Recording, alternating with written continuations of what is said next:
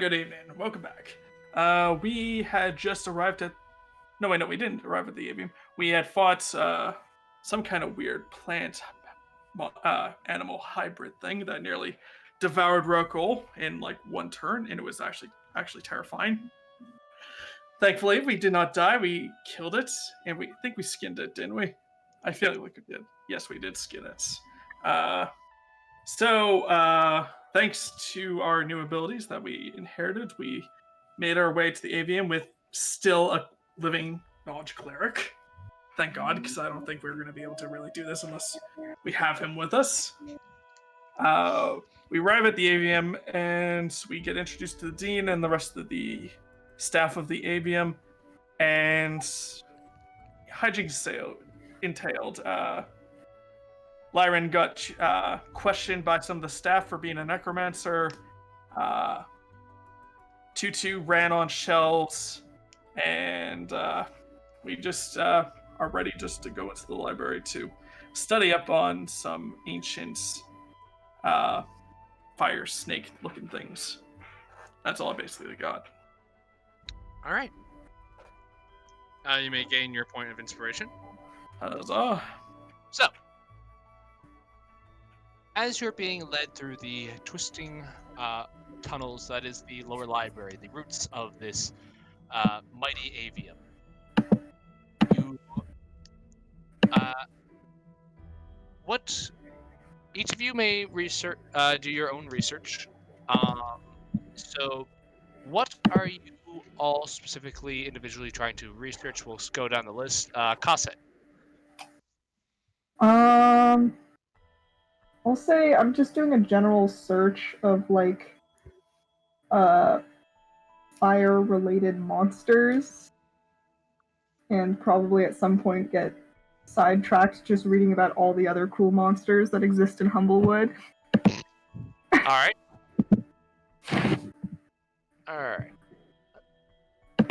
So for that, I'm gonna just go through, get all your checks, and then let you guys know what you guys find during your first day.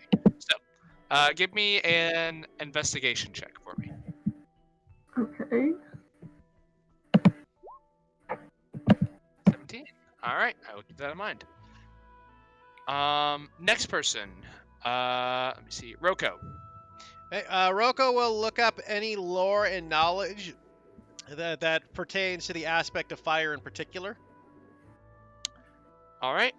And he will use his magic to give himself enhanced ability intelligence so he can have advantage on this.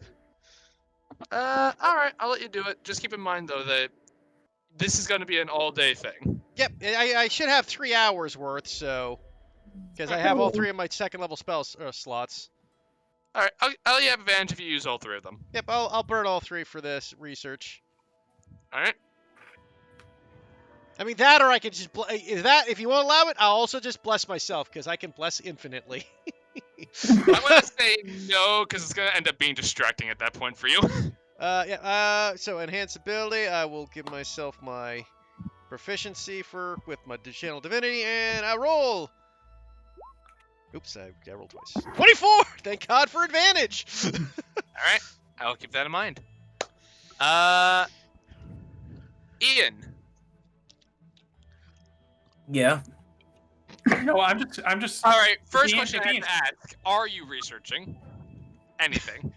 Yes, actually. Oh wow. Okay. What are you researching? Because you have 3 guesses, and the first 2 don't count. My little duckies. Ducky lore. Yep. I'm not even gonna bother wasting one of my inspirations for that. All right.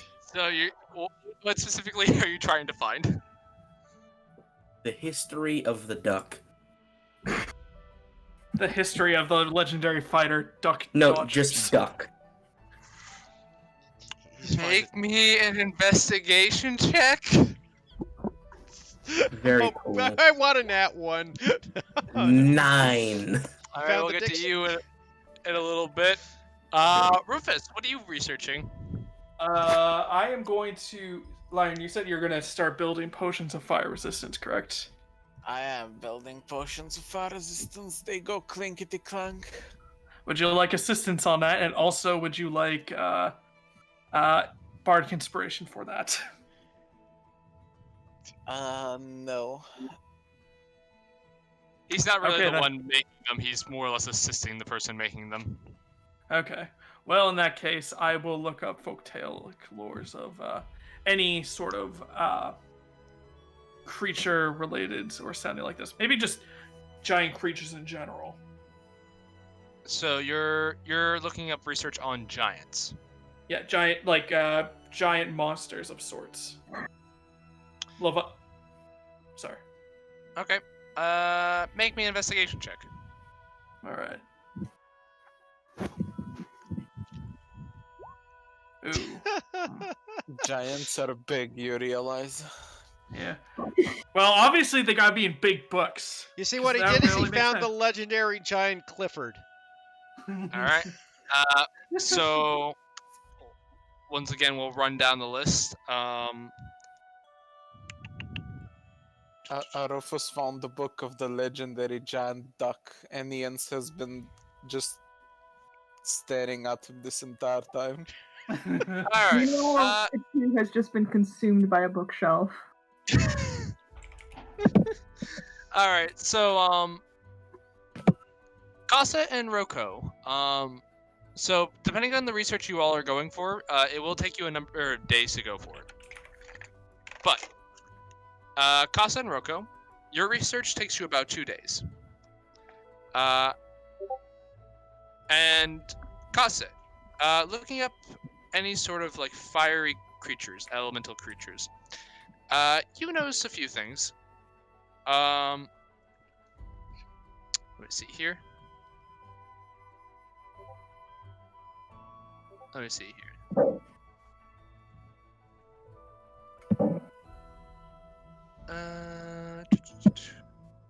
You learn many a thing about these sort of fiery creatures. You learn that many of them, as you could probably guess, are usually immune to fire damage.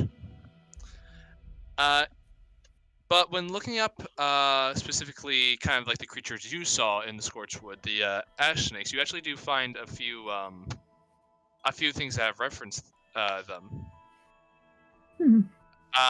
These are in very old, musty tomes, to which you can see sort of rudimentary descriptions of these creatures.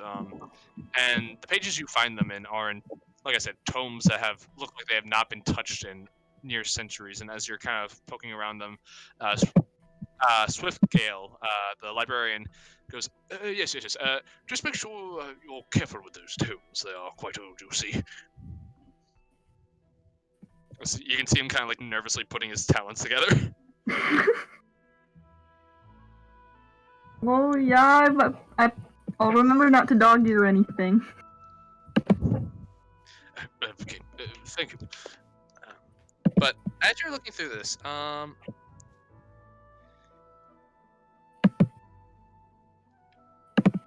let's see.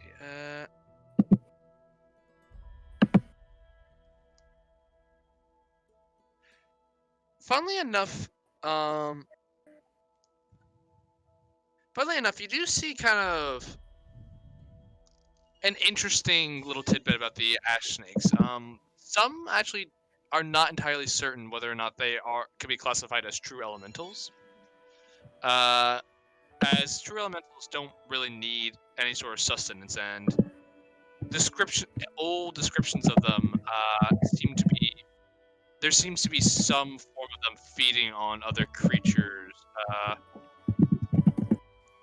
They seem like they hunt and feed as animals would, not so much as an elemental's drive to simply destroy and to consume, which is a very interesting tidbit on ash snakes. More snake than ash. Let's see here.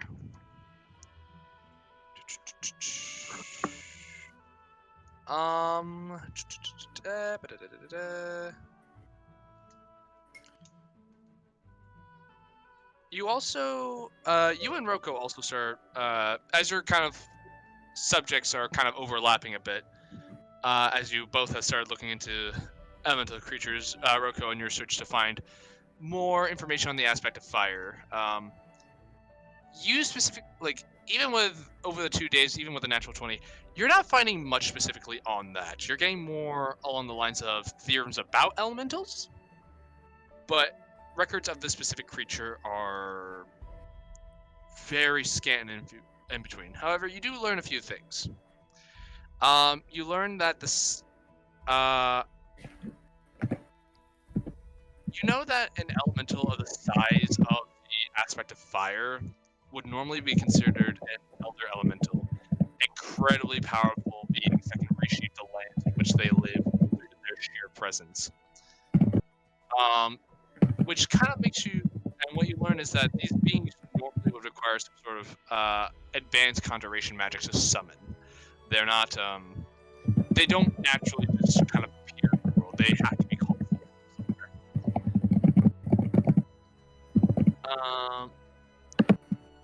You also learn that many of these elder elementals have traits of one or two elements working in concert. Stories from across Humblewood tell of fire and earth elementals who have been evolved in the calamity that once birthed the Scorched Grove in the first place. And you and Kase in an old textbook, like in an old book, find the following passage of elemental creatures composed of fire that also possess earth elemental traits tend to be incredibly strong and durable, and do not appear to retain their vulnerability to cold type magics. However, cold type magics should, in theory, be able to, and as you're reading through it, you notice that there seems to be a section of this page, looks like it has been torn out at some point, and the rest of the text is unable to be read. Well, that's suspicious as hell.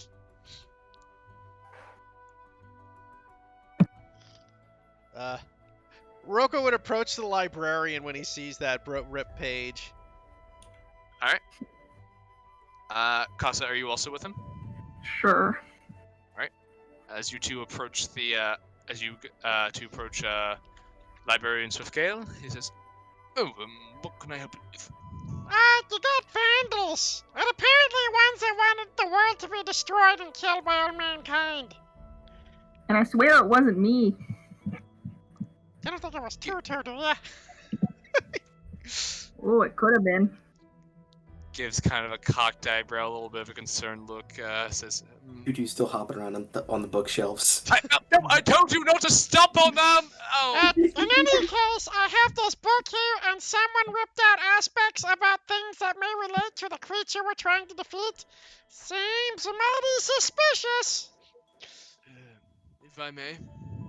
Hands him the book. He kind of adjusts his spectacles a little bit as you kind of point out the page.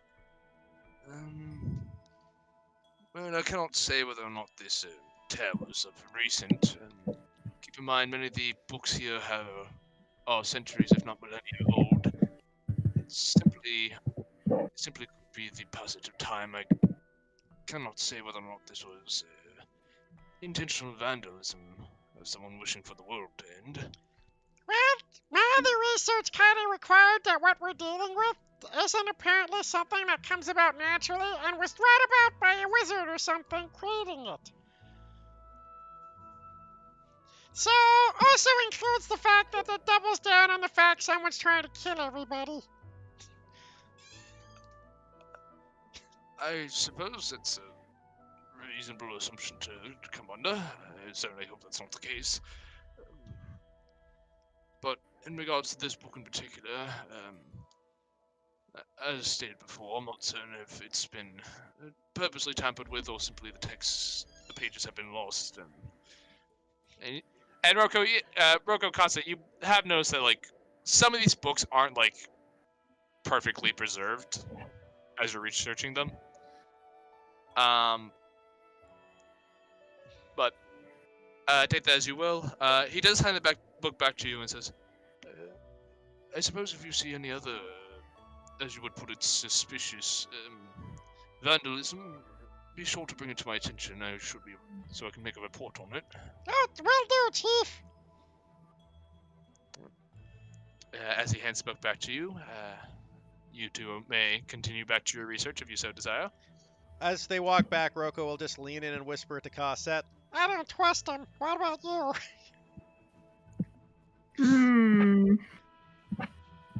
I mean, I don't know if he's the one defacing the books.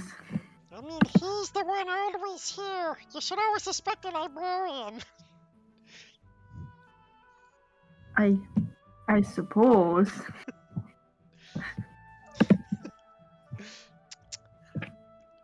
Poor maintenance, and at the very least, he's very poor at his job.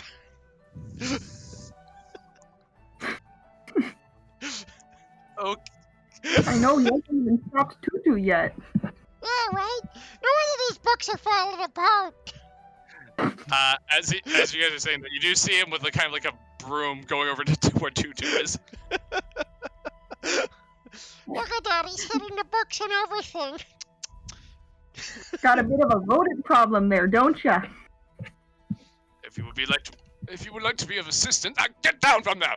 If you would like to be of assistance in controlling your comrade, I would be most appreciative. Okay, I'll see what I can do. Hey, Tutu! Tutu just kind of looks at you and goes, "What?" Sit! I was actually gonna use old person just midair, but Alright, let me go get Tutu's character sheet. What is that? oh, it's a wisdom save too. Good. Oh boy. Yeah, with a 2-2 strength, and I have a maxed out fucking DC. Oh, Was, boy, it's gonna be fun. Nope, passed. Oh, damn. Damn, double 18s. Tutu just looks at you and says, "Fuck you," Well, and continues browsing between the shelves. Looks over. well, I tried. As Tutu's like hopping over another bookcase, can I just cast Hold Person? Go for it. Wisdom save. Yeah. Yeah. Damn. It's ironic. I That would. just barely succeeds. Yeah, would have failed mine, but passes yours. So Tutu's just like, "No!" as they just keep bouncing between the tops of bookshelves. Well, I tried. I'm doing my own research. I just turned back to Ian and just show him the picture of the flying duck in the thunderstorm. Now this, we need to keep an eye on this. Oh, You see what it is? It's an actual Yes. another greater elemental. It's a water ducky element. It's a water lightning elemental that just takes the form of a duck. Don't tempt me. just some random marriage shows up. Oh boy.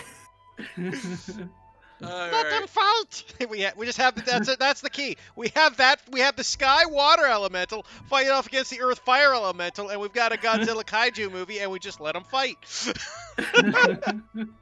That's it. That I want to see.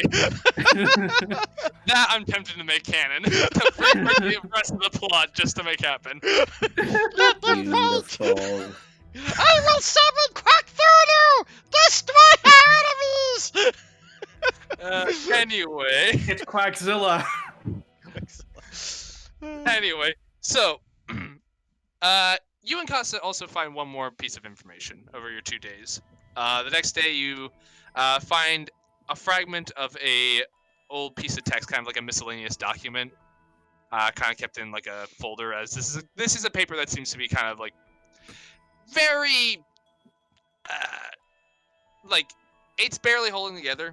And you can kind of see like burn marks at the edge of its fringes. But you can see what looks to be the text reads thus: Elder elementals have strong connections to the energies of their aspect elements. This connection can be so strong that, and it just cuts off again. Okay, this is getting really suspicious, Cosette. Strong connection. I mean, it's literally called the aspect of fire.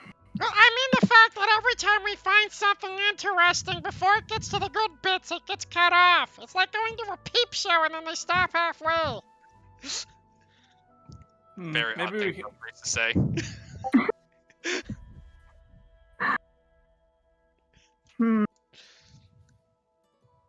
You don't suppose they keep a list of whoever checks out these books? Maybe we should ask the librarian.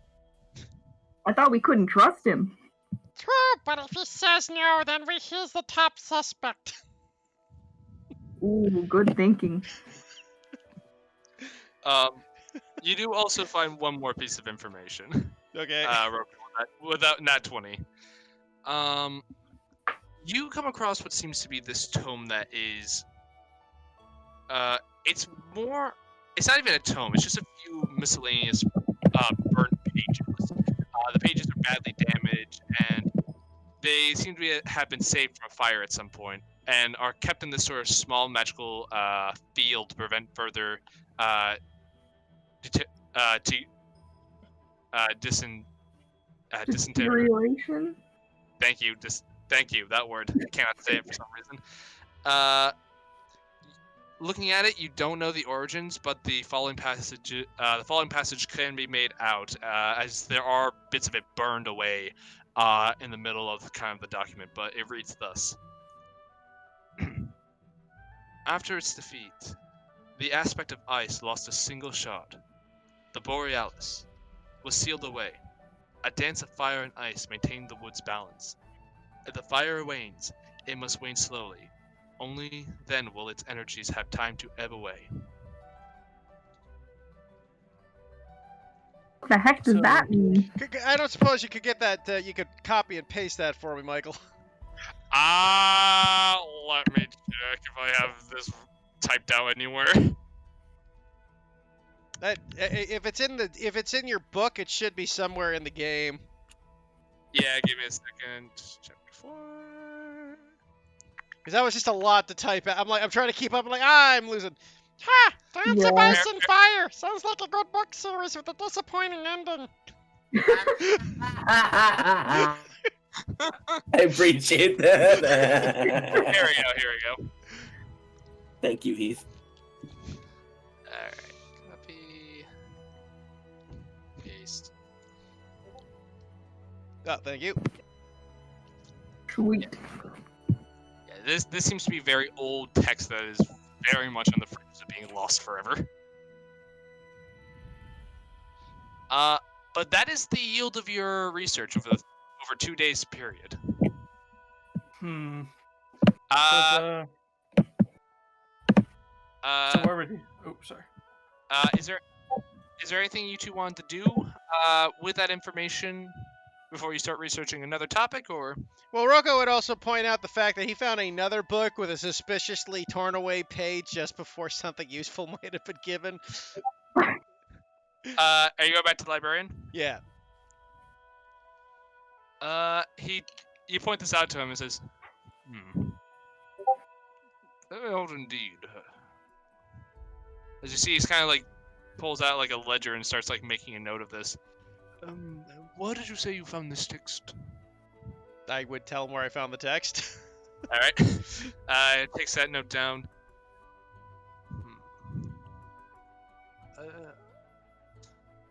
I will look into this, I suppose. Again, these texts are old, but I can see who last checked them out. Laura. Sorry about that.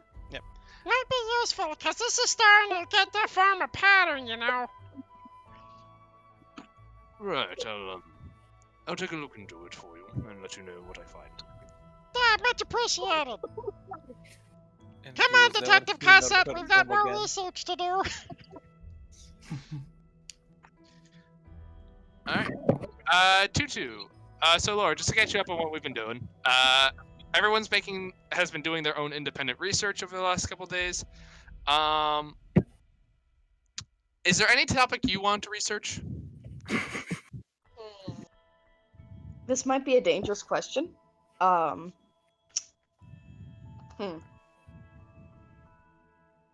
like to look into earth magic. Okay. Anything in particular, or just like how to move stones and stuff like that? I guess how to move less stone and more like literal dirt, sand, earth type stuff.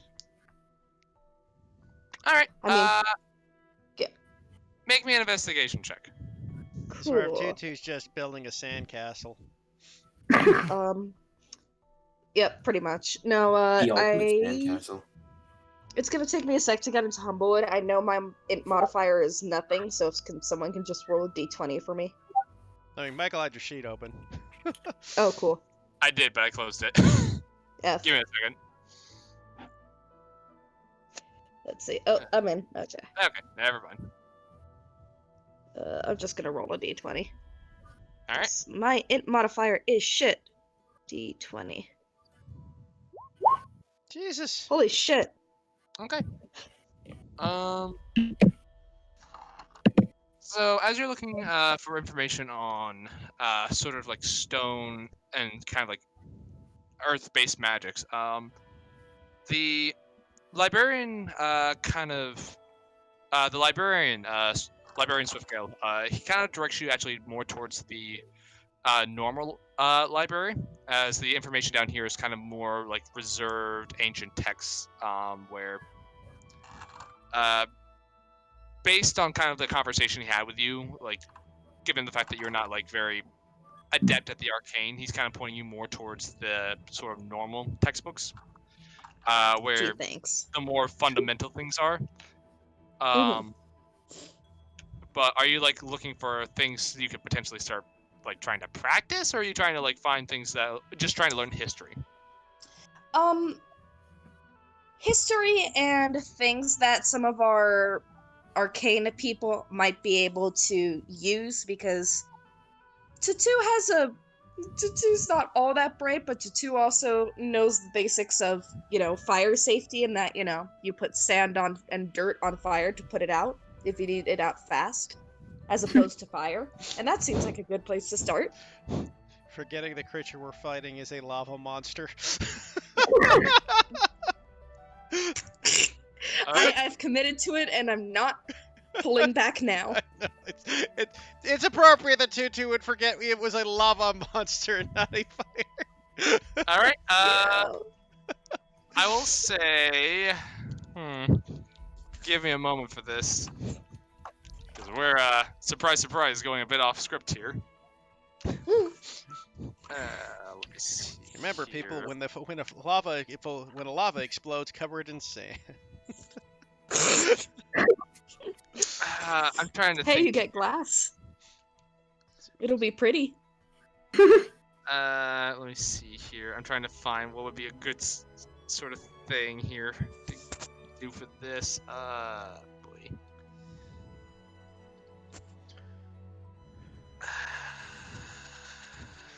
I'm not. Give me 1 minute. Reminds me of South Park. Duck and cover when the lava comes. What? God. Yep. Hey, Claire, I know you didn't have Mr. Jew for any class, I don't think, but it was fucking fantastic because he once took us out into the parking lot and showed us a bit thermite reaction, and then covered it with sand. That was hella cool. Just That saying. sounds dope. Yeah, he was a really fun teacher. Just Huh. showing a bunch of high school kids thermite. Hell yeah. Oh yeah. Let me see here. So you learn of a cantrip called Mold Earth that allows a practitioner of the arcane to move 5 feet chunks of like dirt and sand and stuff like that. Neat. I write it down and decide I will suggest it to Lyran. All right. You also learn of another spell that kind of alters the earth. This one's more of an offensive-based capabilities, and it's more so to knock people prone as you kind of dislodge the earth from beneath their feet to kind of like cause them to fall over. Uh-huh. Could with a bit of finagling be kind of reworked into something else? Maybe you're not entirely certain. You don't know much about the arcane, but Yeah. But these are 2 spells you learn about that exist Neat. and that are taught here. Neat. And then Tutu is going to spend the rest of the time wandering in and out of classrooms and lecture halls. Okay. All right. Now back to we'll say that research takes you a day. So, Ian, you're looking for ducks. Yep. The librarian once again will kind of point you more up to the regular library, as he tells you we have many fascinating topics on biology, I'm sure, and biology, taxonomy, and ecology. If you would like to peruse the upper libraries. I have no idea what you just said, but sure. Okay. Kind of points you. It kind of points you to the upper library. You point me to the children's book section. It's not so much a children's book section, but you do realize it's more of a beginner section. Kind of like, yeah. these are your 101 textbooks compared to like the like doctoral level books down here. Doctoral. Very cool. And you go up there, and the librarian, kind of a what's what I'm looking for? Kind of a jumpy, we'll say, Luma woman, just kind of goes and is like, oh my, well, you're big. Hello. Hi. Can I help you with something, sir? Where are the books on ducks in here?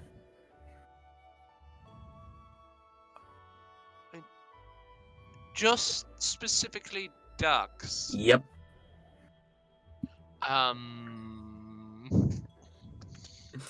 Give me 1 second.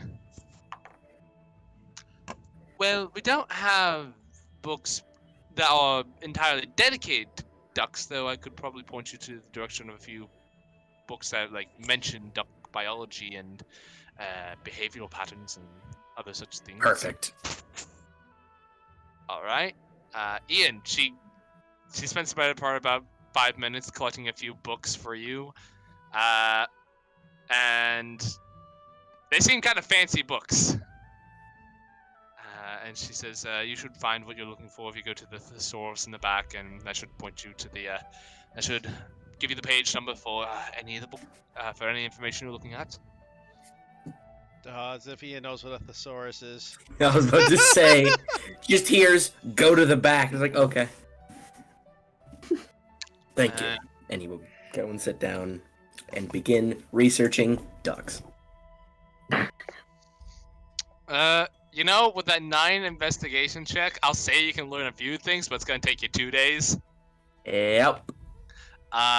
So, you learn that ducks are aquatic-based birds. You learn a bit about their migration patterns, a bit about their biology, a bit about their kind of like what they eat, kind of like their survival mechanisms, that sort of thing. It's a pretty good read. Pretty good reads.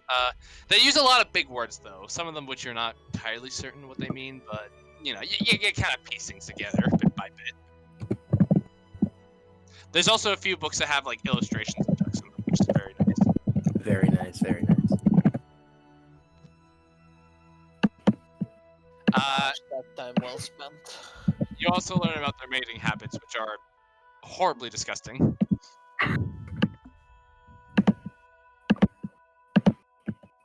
Yeah. God! Ugh! Please hit that! Yeah, you had to do it, eh, Claire? Just. I'm not gonna lie, I actually shouted, "Oh God, please don't!" And I realized I was muted. Why? Why did you do that? That seemed too distinct for me, man. I appreciate you, Claire. It's an important thing That to know hurts. about duck biology. Yep. It's like I was trying to lance something. Like a passing bird. Just Duck, it's a so different yeah, way to you do learned duck that. jousting. You learned that, Ian. And you Yeah. learned that more or less males, in response to males often taking females when the female did not want to, the females had developed very convoluted vaginas, to which the males then evolved to have very convoluted penises. Yep. So that's a thing you learned. How you deal with that information is entirely up to you. does not care. Cool. So that's your time spent. And then Rufus, what's your first research project? I'm going to.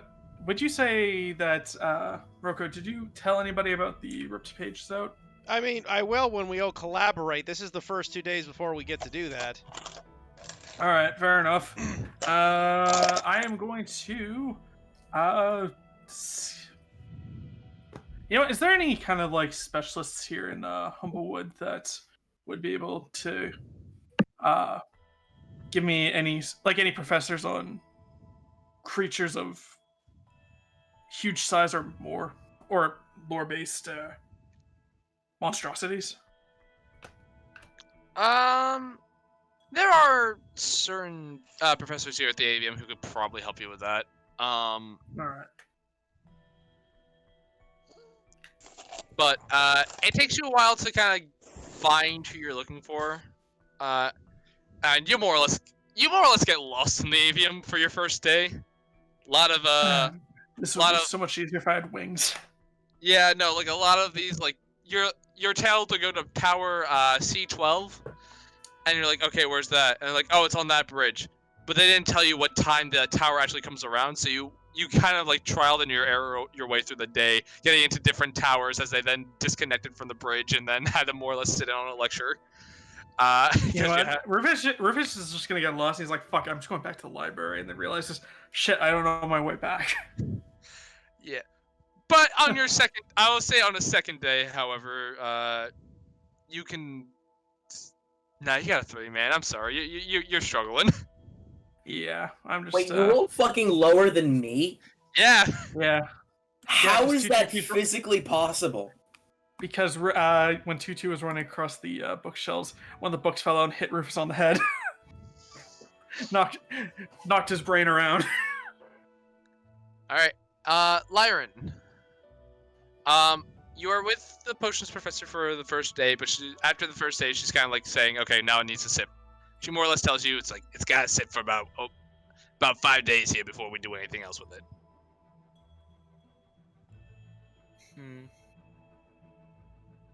Interesting. All right. Do you want to do anything on day 2 besides this, or? I'm wondering. I did not expect to have free time. Well, the facilities of the ABM are open to you and your Twiggy friend. Let's take Twiggy on an adventure and attempt to find a way to copy the shield spell. All right. Let me see here. Do you have the necessary gold for that? I have the necessary gold for that, yes. All right. So, I wonder what the necessary gold for that is. I believe it's 50 gold. yeah, it should be 50. Yeah.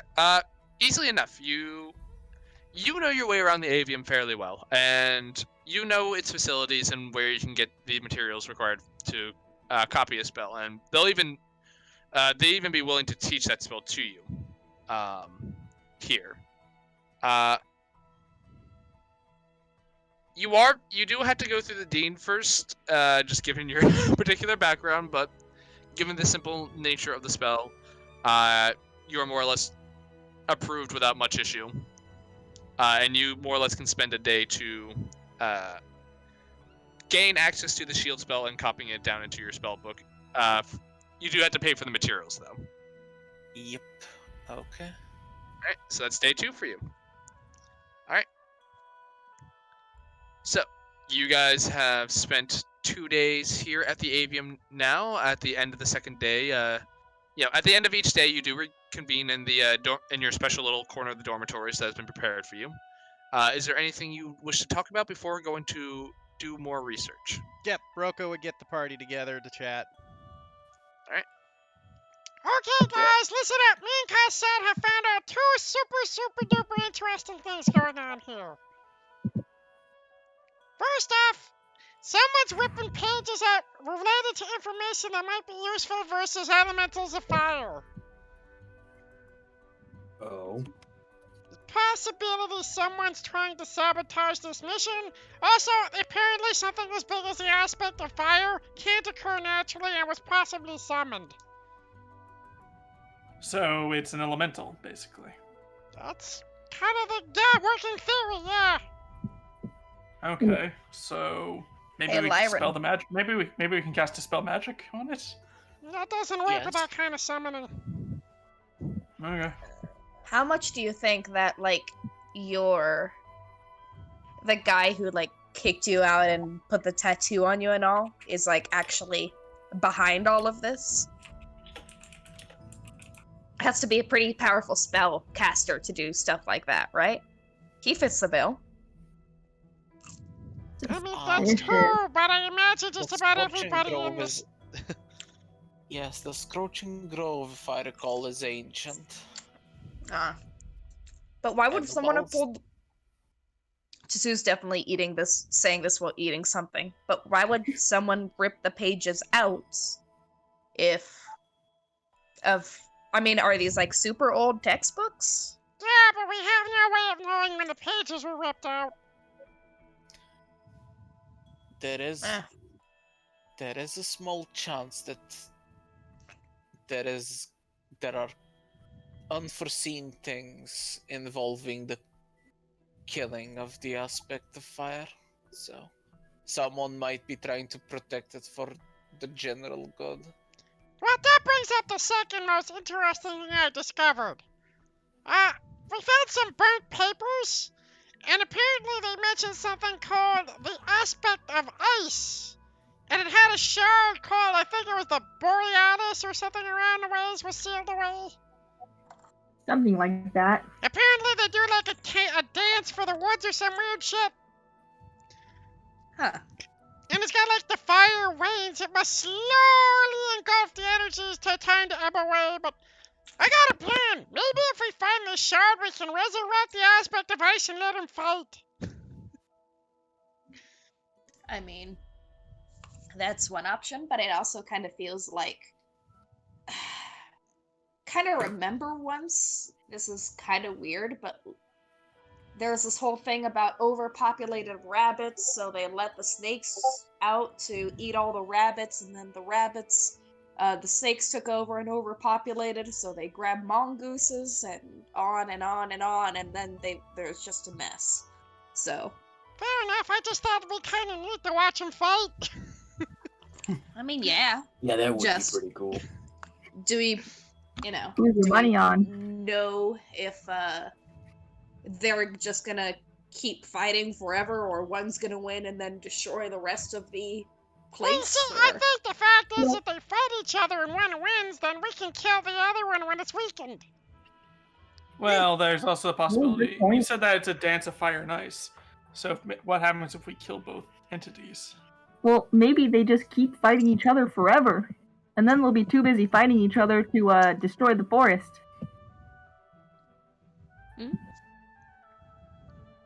Fair. Several objections to that plan. the fire aspect just being here creates the scorched grove, meaning if we release the ice one, we might be dealing with the iced grove. That Or they might be cancel really out. We And could also. B, I don't think there is a universe in which a giant ice monster and a giant fire monster fight and there is no collateral damage. Well, actually, the fire monster might be part earth monster, too. I read something about that. Oh yeah, what if the And- ice monster's part sky monster? Ooh. So That'd we be got interesting. water. So basically, we're dealing with a storm element. I mean, like basically a storm to face off a volcano. But no, So two kind of- one interesting theory is if someone is ripping out pages regarding the fire elemental, just track down the ice elemental and everything that applies to it should logically apply to the fire elemental. Just minor changes. Makes sense. I wonder too, maybe if we can get this last shard and turn it into some sort of weapon to fuck up the fire elemental. That's an idea.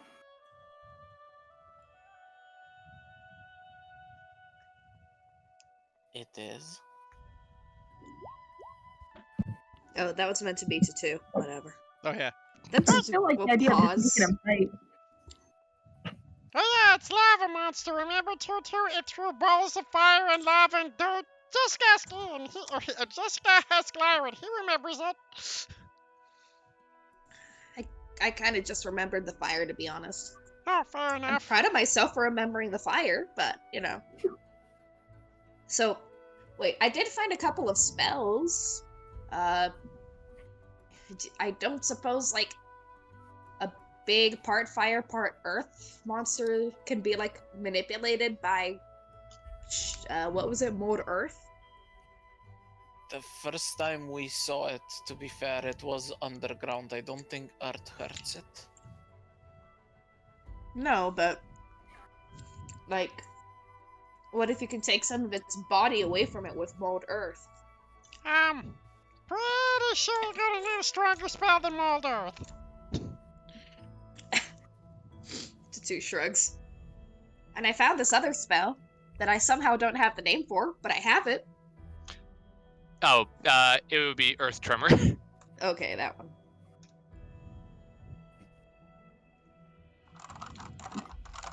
Huh. I am pretty sure I'm pretty sure none of these suggestions are useful, but they would be in character to mention. Yeah. Earth Tremor.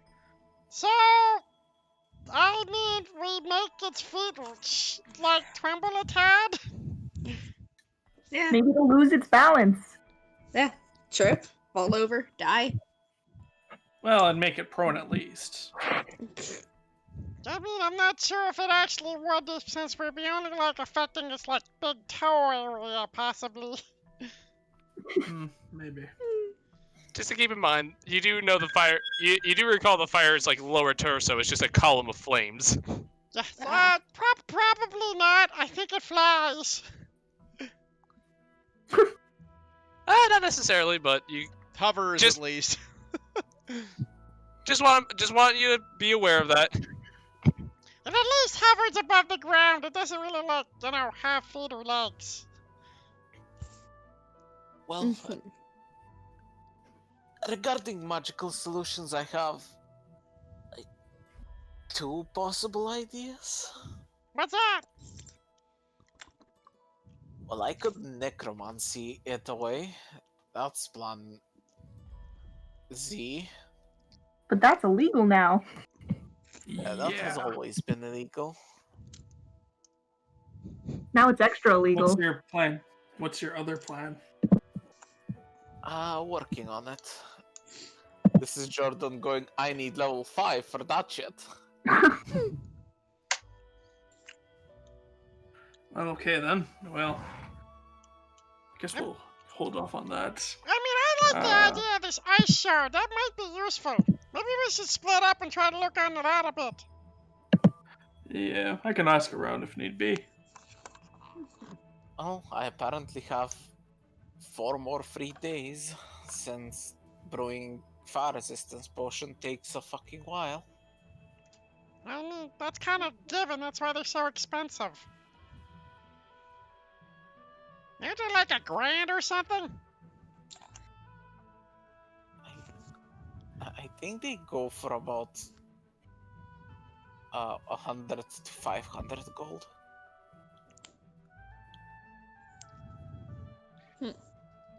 Lyron, give me just a general intelligence check. I am wonderful at those, so let me proceed to butcher that.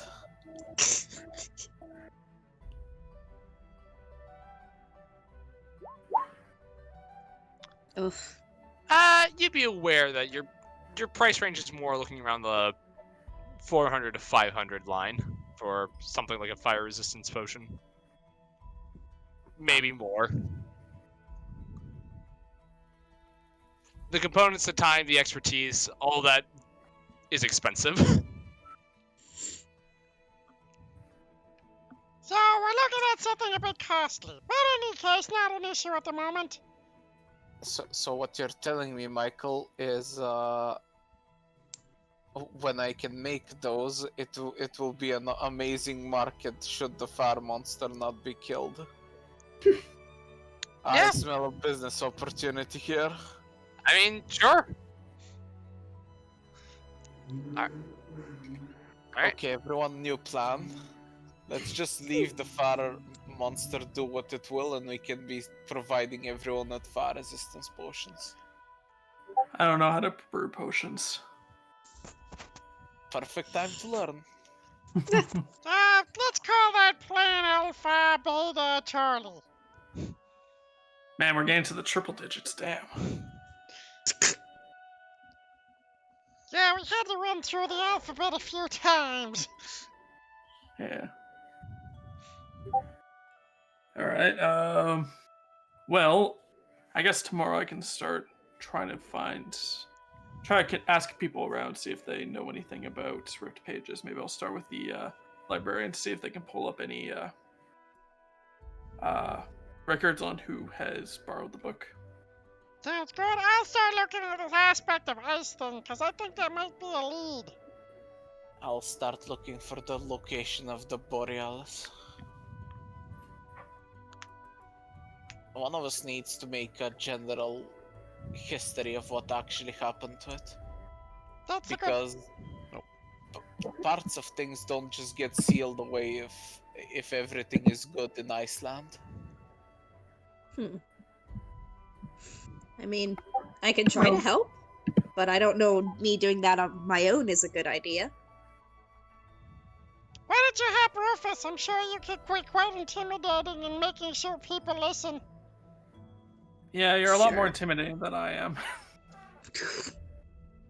Tutu just gives you another unhinged look and says, "Oh, wow, didn't know." You scare me, so.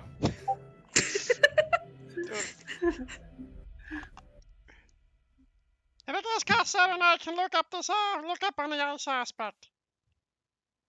Sounds good to Alright. me. And what are you gonna do, big guy? Ian like zoned out like 5 minutes ago when you started talking about the aspect of ice, to be honest. Like, Is he just well, if you look, maybe you can look up that rubber duck in the sky with lightning. Good idea. Maybe that's the ice aspect. Watch as it actually turns out to be the ice aspect. please, Michael, please. Do your research. You'll find out. Okay. God. Oh shit. Okay. The ice ducky of death. Yep. Christ. All right then. Unless there is anything else you wish to discuss, you may all go to bed at the end of your second day here at the Avium. Yep, I would Awesome. imagine we'll do Nice. that. All right. Yep. All right, day 3. You all wake up ready to tackle the day. We'll go down the list. Lyron, what are you looking for? Well, either general history on ice elemental or location of Borealis. Heat, I think, handles the other one. All right. Give me an investigation check. Okay. Heat, which one do you want? I was gonna look into the ice elemental if you want to do the Borealis. Okay, I am looking for information on Borealis, specifically location, preferably. You got it. Roll me an investigation check. Investigation check. I will really quickly just chrono shift that one. Go for it. Rolls lower. All right, 19. So, you begin looking into the Borealis, and the first thing that strikes you is that there is next to no information on this thing. The few things you can gather are from like very ancient, very old, like handwritten, like miscellaneous notes about this shard of ice, probably standing at the It's probably standing around the size of a man. You're not. You learn that it came from some sort of great sort of water and air elemental creating this sort of like ice elemental sort of thing, and it is just kind of hard to pinpoint any other information on it. However, with the 19, one of the things that you do know is that one of these old fragments of a note that you found has at the end, while a name is not given, you do see what seems to be the title of what seems to be a title of some sort, and that is you see at the bottom it is kind of a dash Summer Blossom, and then the name is kind of been worn away over time.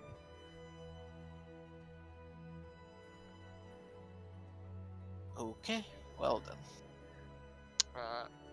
Make me just a history check.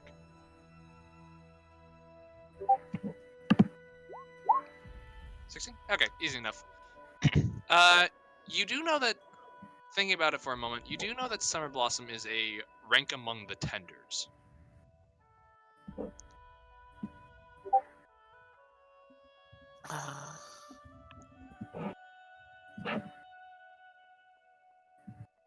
How high of a rank do I know?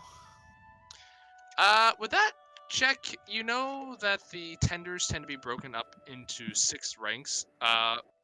Rank 1 being a seedling, which is kind of like a recruit. And then it goes to rank 2, 3, 4, 5, and then you have the top of the top, which is the leader. Summer Blossom would be around a rank 4.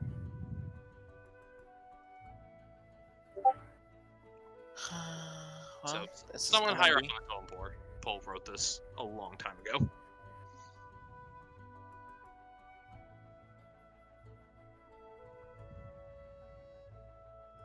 Okay, well, that's me then, I guess. Cassette. I'm assisting Roko in whatever he's doing. Alright, then we'll go. Alright then, Roko, what are you doing? We are looking up for information on the ice aspect, or aspect of ice. Alright. Give me an investigation check, both of you. Now, Roko will burn his 3 spell slots so he can get advantage. Alright. 8 for Cassette, and 1 moment, I just have to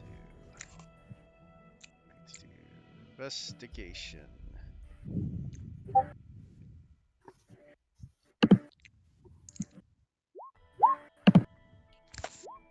Oof. Double 2s. yeah, between the two of you, you do not find much information at all.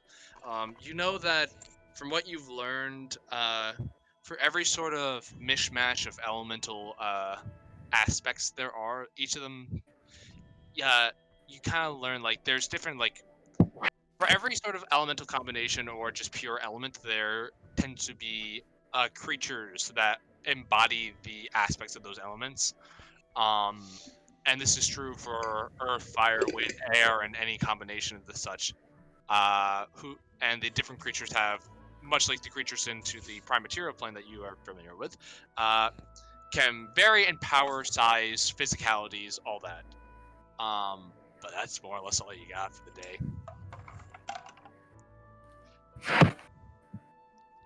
Well, this is disappointing.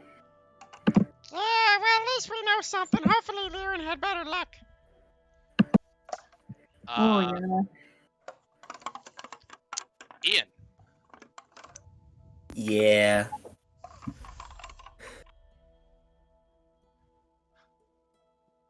What you up to, buddy? Please just get like a nat 20 and he actually figures it out by accident. So, that big rubber duck in the sky that was pointed out by Rufus. I want to research that more. In that book. Make me an investigation check. Just turns 4. out to be like it just turns out to be like a teen fantasy novel or something. You You spend your whole day looking for this damn book, and you cannot find it. It That is. Tutu hopping around on the bookshelves is bad. Wait till they start breaking. Are you actually breaking bookshelves? No, I am not actually breaking the bookshelves. Okay. But yeah, no, you you cannot find this book. You just don't know where it is.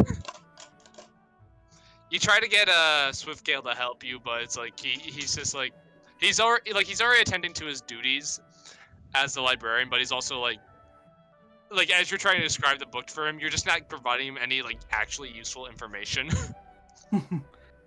It's the one with the ducks. I told you to go upstairs. I did, and it's not up there. Where is it? I don't know, sir. I just work here. Where are the Just pick duckies? them up. Work Where better. are the duckies? Ah! Work better, damn it! Where the duck is no ducks. Sir, I'm gonna have to ask you to stop yelling at me, please. Is it like one of those "Sir, this is a Wendy's" moment? It's like, This is a Wendy's. More or less, yes. God. it's like, come on, there's this awesome duck in this book. Sir, this is a Wendy's. Please calm down. So yeah, that's your day. Funnily Yeah. enough, I know where that book is. Uh, And then Rufus, what are you up to? Didn't want So Ian me to be and this much of a Tutu meme. are. So Tutu, you wanted to. Laura, you wanted to tag along. Okay. So as Rufus and Tutu are making their way to the library, Rufus is actually going to turn to Tutu and say, "Okay, what I said last night about you being scary is true, but you also don't scare me at the same time. You're pretty cool." And he's going to give him a bardic inspiration. Neat. I didn't remember that you called me scary last night. Thanks. I don't know if that was I don't know if that was sarcastic or not, so we'll just move on. Up to you. All right, so I guess we should start with the library and see if he can pull up the records for it. What are we looking for again? Rufus just kind of just rubs his eyes. Records on the book that Rocco found ripped up. Rocco, did you tell us the name of those books? yeah, I would have told you the books and all the info. All right, Rufus will just write it down just to make sure that he does not forget. If I click something I did not mean to. My apologies. Phone. I don't know why you roll made a 20 whistle. is done. I don't know why you made It was an okay. accident. Gotcha. God. Investigation. It just turns out Michael's secretly cursing Laura. So you go up to librarian Swiftgale, and as you approach, he says, "Oh, Master Hedge and Master Cherubin, how can I help you?" Rufus is fine, but I appreciate it.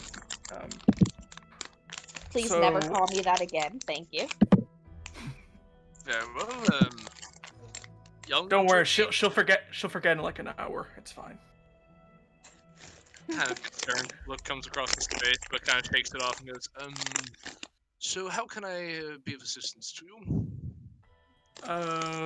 So a friend of Rocco, the Match Patch, had brought up the book that was the missing pages. I was hoping if I could have a look at the registered list of people that have taken out the book in recent times. Actually, maybe the registered list for all of these books and Rufus just hands him the piece of paper with all the books of question. Yes. Your friend had mentioned that to me earlier. I'd done a little digging around for you and found the registry. He begins opening it as he's kind of like flipping through the pages. He says, just keep in mind, though, some of these books have been touched in well over decades. As he's kind of like flipping through the pages, looking for the page he had found earlier.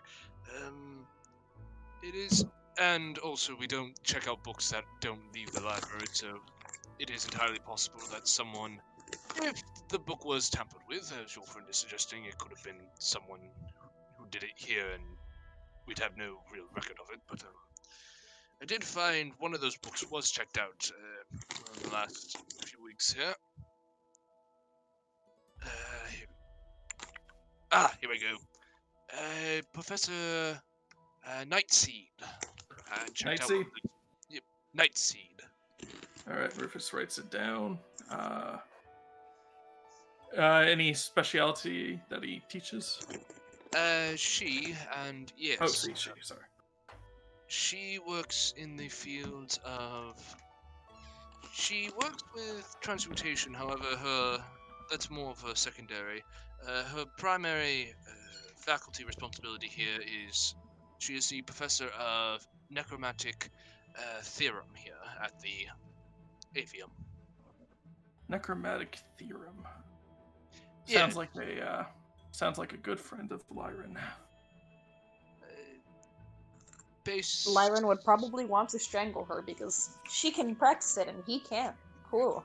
Oh no. She doesn't practice necromancy. She certainly teaches necromantic theorem, so mages can recognize it and be prepared in case they ever come across it in their careers. Sort of a Okay, so don't do this not- sort of thing. Oh, so a studier. Okay. Yes, simply she knows how necromancy works, though she is not a practitioner. At least I'd hope not. That's what she'd want you to think. Yeah, I was saying, I'm gonna level with all you. She totally like casts necromancy like all the time. There's no way. Yeah. But anyway, but yes, she seems to be the last person to have checked out that book a few weeks ago. All right. Hmm. Well, I guess we'll have to start with her. Maybe even if she's not the person that ripped out the page, maybe we can at least try and see if she recalls anything about what she read. Yeah. That'd be All right. ideal. Thank you for your time. Yes, of course. It kind of gives you a little bow. And Rufus will return it, although not as gracefully. Maybe we should inform the others where we're going, though. Yeah. Wonder if we can get Lyran to come with us just for the fun of it. Actually, would not be a bad idea. But is he still brewing potions today? Don't think so. I thought I saw him wandering around earlier. We'll figure it out. He's doing his own thing. Maybe we'll do it later. Fair. So, what are you two doing? We're going to visit the professor of necromantic theory. All right. Yeah. So it takes you a little bit to find her office. Just for sakes of shits and giggles, one of you gives me an investigation check. I have Let's- a +1. You're better than me because I have a +0. Yeah, but you're inspired No. too. Oh, I Yeah, am. but I do also have inspiration as well. I mean, I You guess can't use it on yourself. no, I have the recap inspiration. But Okay. it doesn't matter because Well- Tutu is just fucking genius. But don't Yes, forget, you yeah, might as well fucking throw on genius your D6, T2. Yeah, you Alright, will- let's It see. will burn before you get there. The Avium is kind of like the size of a small city. Dirty 20. Fair. All Yep. right. Yeah, easily enough. Tutu, you asked just a couple of people to give you directions, and somehow your brain retains this information long enough to make your way up towards the academic sections of the Avium. You're kind of still in that central trunk area, just kind of higher up. Mhm. But eventually, you do make your way kind of towards the faculty area, to where along a hallway you do see what seems to in one of the plaques on one of the doors. You see Professor of Necromantic Theorem and Professor of Necromantic Theorem, Professor Nightseed. Nightseed. We could just ask all the emo-looking kids where their favorite professor is, and that's how they get there. Yes, exactly how it worked. Yep. Edgy birds incoming. Oh my god. They're just all crows, and that's it.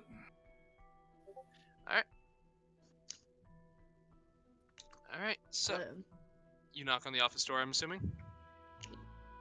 I'll let Yes. I'll let Rufus do it because Tutu will be the unhinged part of this interrogation. Well, have another bardic inspiration in the meantime, because Rufus is just gonna say, I kind of really wish you were around when I was traveling the first day, because I got lost like within 2 minutes. Ugh, that's rough, buddy. Just harass the students. If they try to give you shit or walk away, just grab them by the lapels, look them in the eye, and say, "Tell me where I need to go." It works. As you have seen today. I'll What make even sure is to this keep that in mind. party? Like, Psychopaths. God. Psychopaths, man. Yep. All right. Rufus will tap against the door, waiting for a moment to see if the professor will come in or come out, I guess. All right. You tap against the door, and then after a moment, you hear, "Come in." Okay, and Rufus just shrugs and just pushes the door open. Professor Knightsey? Tutu walks in. You see. Hold on.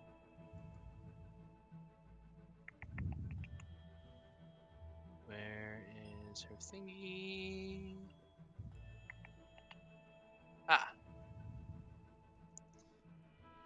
You see this. Not gonna lie to you, Chief, I thought it was a worm at first. A giant blue worm sits on the desk. I'm not even like trying to be mean. I literally thought it was just a worm. Anyway. Did I break you that much? Just a little. Anyway, you see this sort of. Tutu twitches and kind of wrinkles her nose for a second, and then just stays. But yes, you see this sort of tall, lanky, older Gallus woman. She has a pair of spectacles resting upon her beak as this sort of like, as her kind of like the feathers around her eyes are kind of this brighter red against her gray sort of feathers covering the rest of her head and neck. She seems to be wearing these purple robes that have these sort of like gold and black outlines to them, with a nice sort of like ascot. Okay.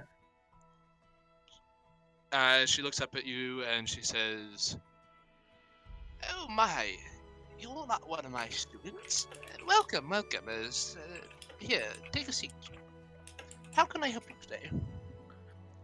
As you can see, as she kind of like gestures with her hand to two chairs, kind of like the two chairs that are sitting in front of her desk, kind of like scoot back a bit.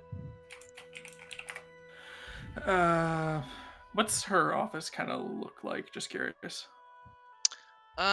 It's a smaller office. You can see that it has sort of it's kind of a rounder room, with a desk in the back, with a couple of chairs in front of that, with the books they're against the wall. You can see a few shelves. There's a window against one of the walls, and you see a door to what seems to be another closet room. You're not entirely certain.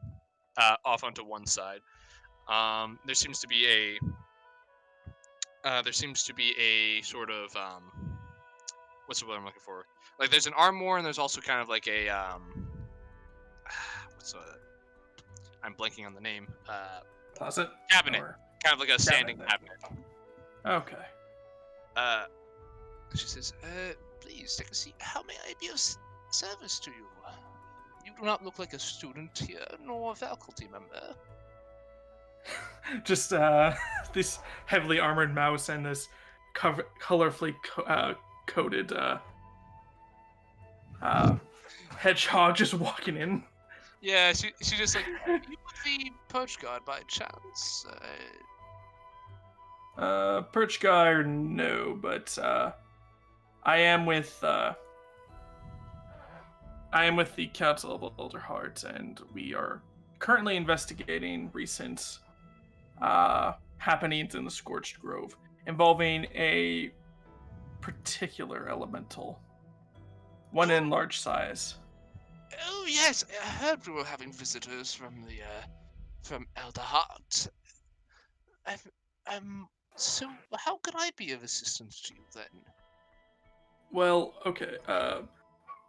So one of our compatriots had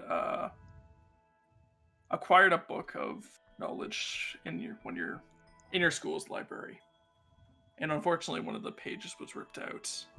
The last person that was checked in with the book was you. So I was hoping to come to you and asking you if you remembered anything based on this creature, or if you know anything about the ripped out page in general. Kind of gives you. Or She if you are the criminal. I'm implying that, but I'm not saying it out loud. I know. She kind of gets like a confused look for a moment. She says, I'm sorry, I'm not sure what book you're speaking of. I check out many books from the lower libraries. Of course, of course. Rufus will pull up the page and read the book name out loud. Kind of tilts her head at that. Um, I don't remember checking out such a book, though. Again, as she kind of gestures to her shelves. There's a lot of books in this room. I tend to read a lot in my spare time. Kind of thinks on it for a moment. But the book doesn't sound familiar to me. Hmm.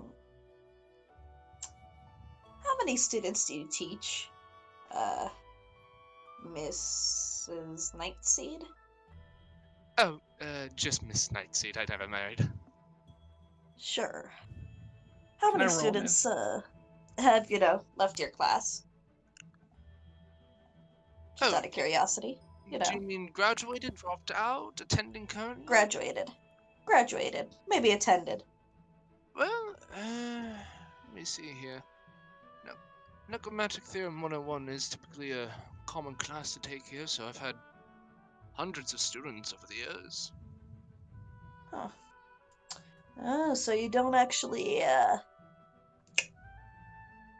So you're not too concerned about any of your students going out into the world, wreaking havoc, anything like that? The weight of, dozens of dead people and their desecrated bodies weighing down on your shoulders or anything? Rufus kind of just turns his head to Tutu, like, and just gives like the most questioned look, like, "What are you?" She What kind are of you doing? squints at you and she says, May I ask what you're implying, young miss?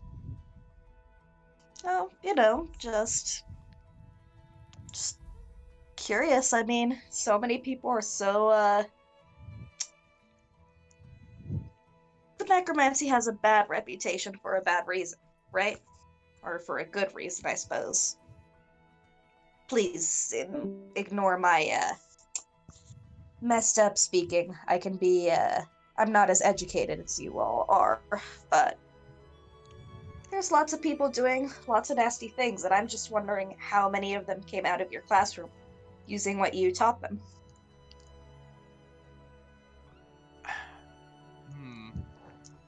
I'll say for this, make me a. Oh, who dropped? Erica, I think it was Oh, Eric. yeah. Okay. I want. I'm kind of okay, to you, DM, I'm kind of trying to unsettle her, and then basically I'm trying to intimidate her and or unsettle her to see if she'll give anything away when I repeat the question in a few moments of, are you sure there's nothing you can tell us about this book? Okay, make me an intimidation check. Okay.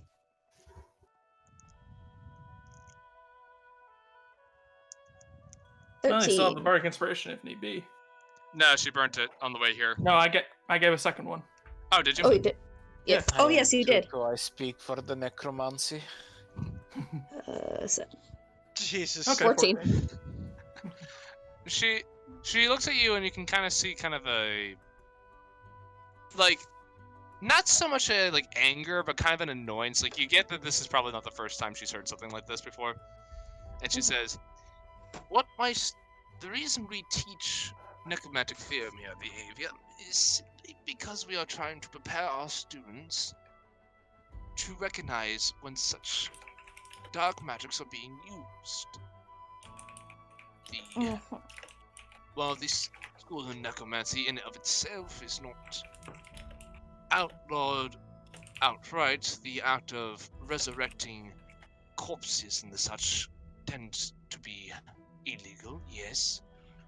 We prepare our students to face such adversities should their lives delving in the arcane ever bring them to them. I do not, and if our students use this information to cause harm to others, that is not the responsibility of the avium, nor my own. Knowledge is simply knowledge. How it is applied is up to the individual. Right. You sure there's nothing you can tell us about this book? You know, after all, you say knowledge is knowledge, but sometimes knowledge missing or knowledge badly applied can lead to pretty nasty things. I've already told you I don't know anything about this book. I have checked out many a books. I don't even remember if I'm the one who checked it out. Can Rufus kinda I just insight crashes. check that? Go for it. Nice. Rufus is just thinking to himself, well, we are at a magic school, so he's thinking like there's probably a possibility that somebody used disguise self or something. I mean, he can do it, and he's not even a wizard. Do too. Yeah. It's kind of hard to say. You've kind of like riled her up in a bit, and you're not sure if she's at this point being genuine and saying she doesn't know anything, or if she does know something and is not telling you, or perhaps she doesn't know anything and is at this point has just done with this conversation. Mhm. At this point, it's hard to read her just because of the different emotions you've invoked in her. Confusion, anger, bargaining, denial, acceptance. How murderous does she look towards me, if I can get that off that at 17 insight?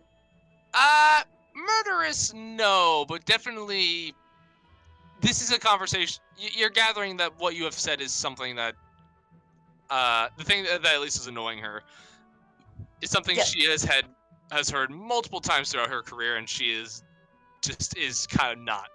She's kind of done hearing about it. Hey, Rufus, did you get a date on when that book was checked out? It was A few months ago, weeks I think. A few Yeah. weeks, yeah. So Do you usually have people sign out books for you? No, the lower libraries are for faculty and permitted researchers only. We don't send people to go get books for us. We check them out ourselves. I see. Okay.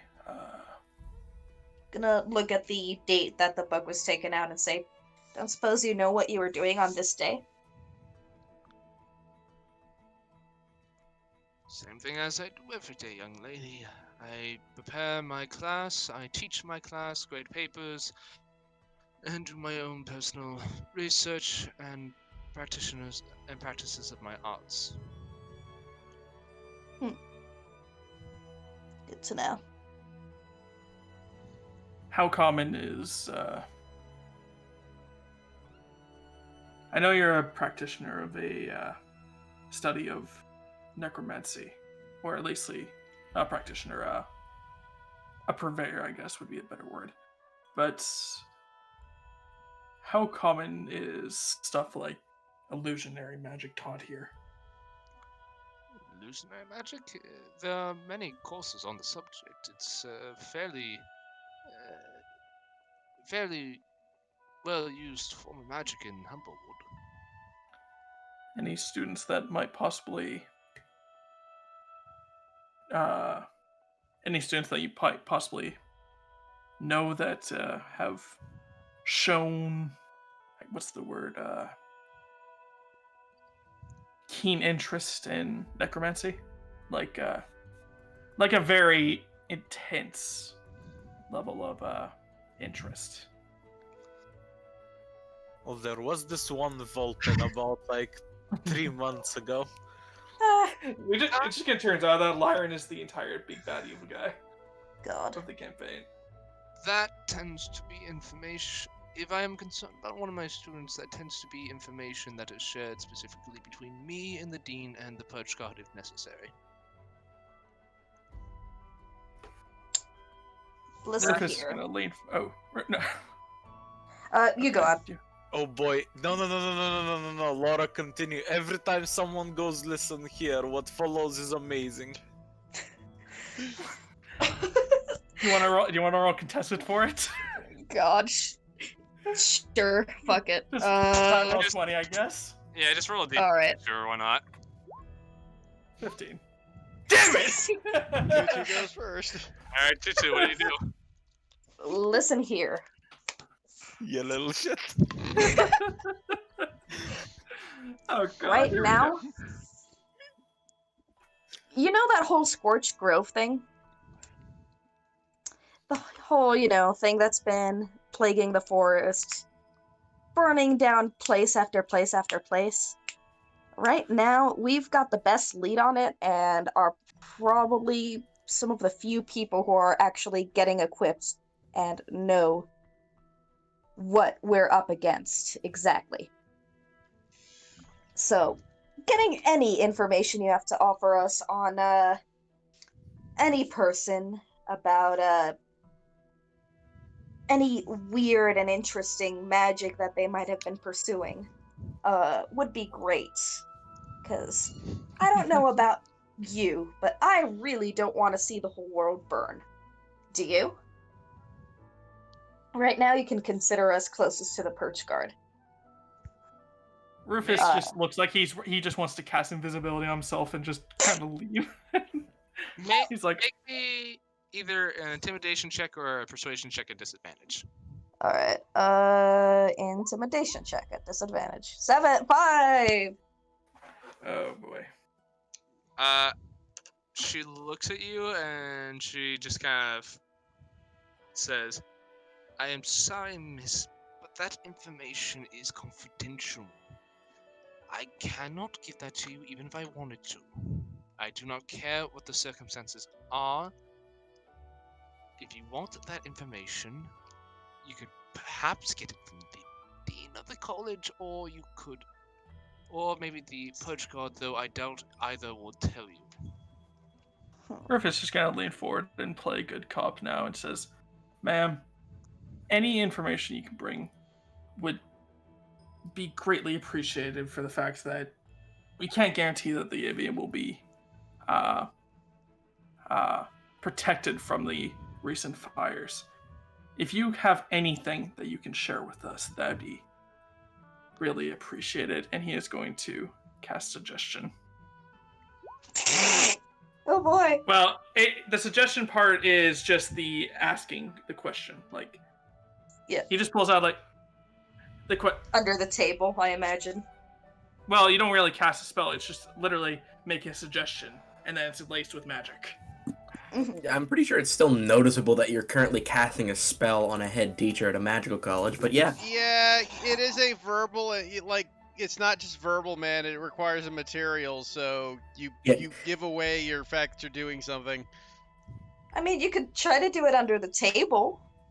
Yeah, I mean, Yeah. tell you what. You can make me a.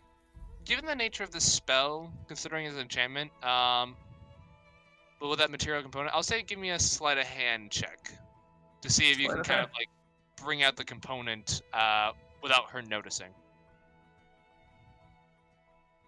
15. It's pretty good. Can I roll with advantage since Tutu's being very, very scary? Aggressive. Bitchy. No, since you're the last one talking to her, her attention's on you. Generally, Okay. you just gotta beat a passive if that's the case, unless they're actively looking at you. Yeah. Yeah. Either way, she does not seem to notice you pulling out this material component. So, what does she need to do? Make a what save? Wisdom save. A wisdom save. Yeah, so it's almost Whee! always a wisdom, which is bad when you're going up against a wizard. We'll see. Wizards No, are known to it's- have decent wisdoms, not great. 20 saves, but I don't think she is aware you tried anything. If Well, Okay. Let me Right. see. For example. no. Yeah, it doesn't say anything, so I don't. Yeah, Yeah, I don't you believe wouldn't be aware because it's just a wording, right? Yep. So, she passes the save, and but she does not seem aware you tried anything at the moment, and she will just simply say, "I have told you everything I could about the subject. Now, please, if you allow me to get back to my work, I have much to do." Of course. Rufus will stand up and throw it back on his coat, and looks to Tutu, kind of nudging them. Sigh. Stand up, we'll follow. As they leave the door, Rufus is going to just turn to Tutu and say, "Yeah, we're breaking into her office later." Tutu gives like a 2 thumbs up. I got a plan already. Yeah, I'm not gonna lie, I was tempted to like give you my armor and start following her around, but I already got my natural. I already got pretty hard skin, so it's all good. All right. All right, but I will say that eats up your day. By the way, Michael, I know I valid. linked it, but would I be able to pick up the components for augury while I'm in a magic town? Let me see here. Specifically marked 6 bones. Yeah. Let me see here. Specifically marked 6 bones. Yeah, easy enough.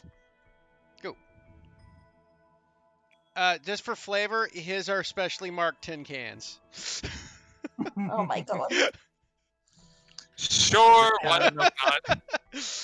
The can of yes, the can of no. How great is sickly.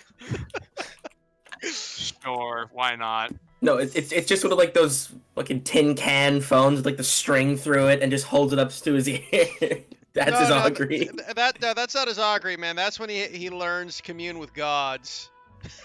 It's on the tin. It just says Commune. beans. Yeah, that is definitely commune. Yeah. Yeah, that's commune. He just holds up a tin can with a string. Goes, I'm sickly over there. I'm really starting to regret agreeing to do an epilogue.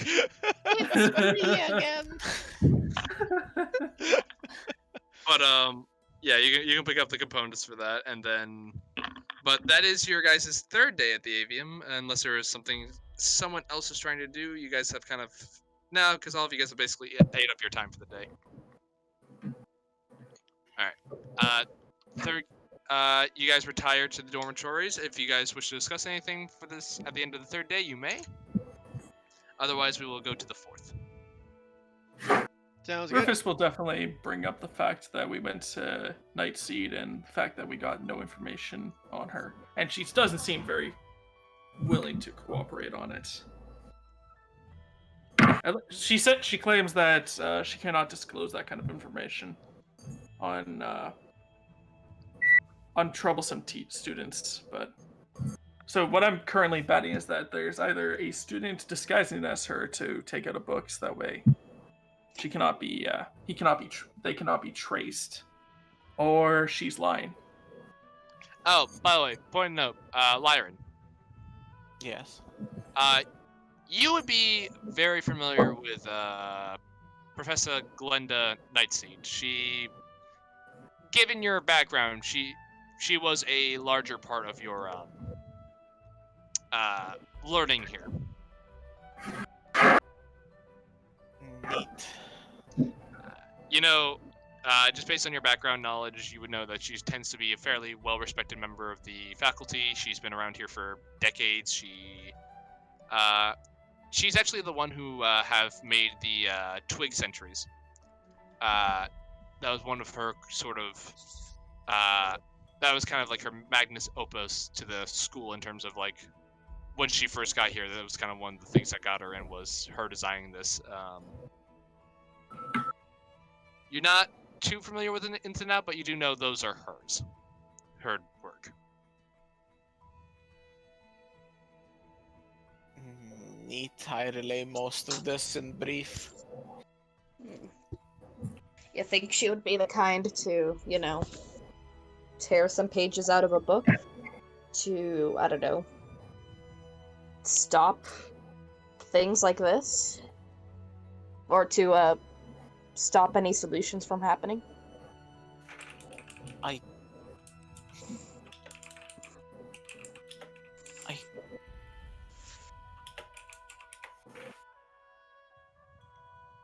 don't have too much information to speculate on. I mean, tearing out the pages, like, as a concept is weird. Mm-hmm. Do you think it's worth investigating her further, or do you think, you know, should take her at her word? Yep. Could you please elaborate on investigating her further? Grabbing you or someone who can, you know, get through magical alarms, break into her office, see if there's anything suspicious. Okay, let me just real quick ask a favor here. Yeah. If you want to do that, please inform me of whenever you are going to do that, so that I can be seen in a very public place at that specific time.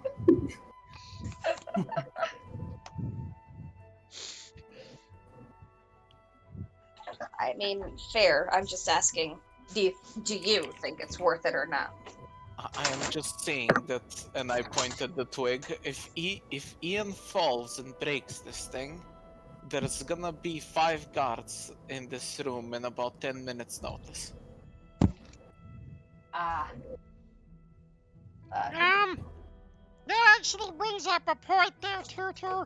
Lyron, does that thing have audio?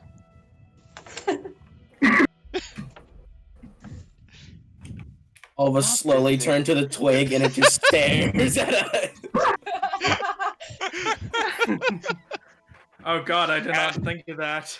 As this thing is just standing in the side of the room, just like staring out at the wall, just kind of like over all of you. That's Oh, a boy. good question. Do I know that, Michael? Make an Arcana check. It's like, let's plan about breaking into a necromancer's office. Does this thing actually record our statements? Or oh god, you can shift that. I have a chronal shift. Good use for that. You know that these twig blights and twig blights. Sorry.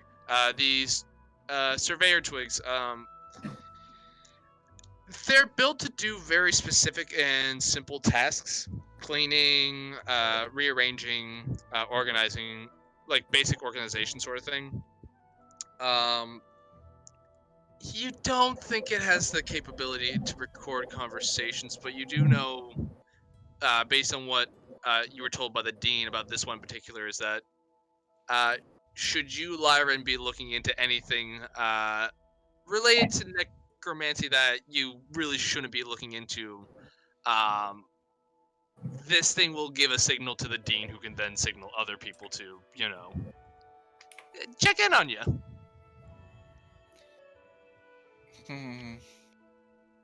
Now, normally they don't, but this one apparently is very special. In terms of, I guess it also has components of the alarm spell in a way. Interesting. So does that Here, mean it go. just recorded what we said? I don't think it does. I think it specifically is... I believe it's much like my unseen servant in a way. It has normal levels of human intelligence, and it's been ordered that if I research something necromantic, it alerts the dean. Okay, gotcha. So we don't have to worry about waking up and seeing Tutu in prison in the morning. I didn't do it. I talked about doing it, and it's not. I talked about doing necromancy and I almost got in prison. Good point. For By the way, Tutu, that's called conspiring a crime. It's still illegal. Ian, make me a sleight of hand check. You Oh, think he's God. being subtle about it? No, it's more about trying to balance this rubber ducky somewhere on this thing. 9! You put the rubber ducky on it, and it just boop, boop, just falls off I immediately. would like to attempt again. You try for a bit. How long are you willing to try? How long are they going to stand there and have this conversation? Find out. Continue.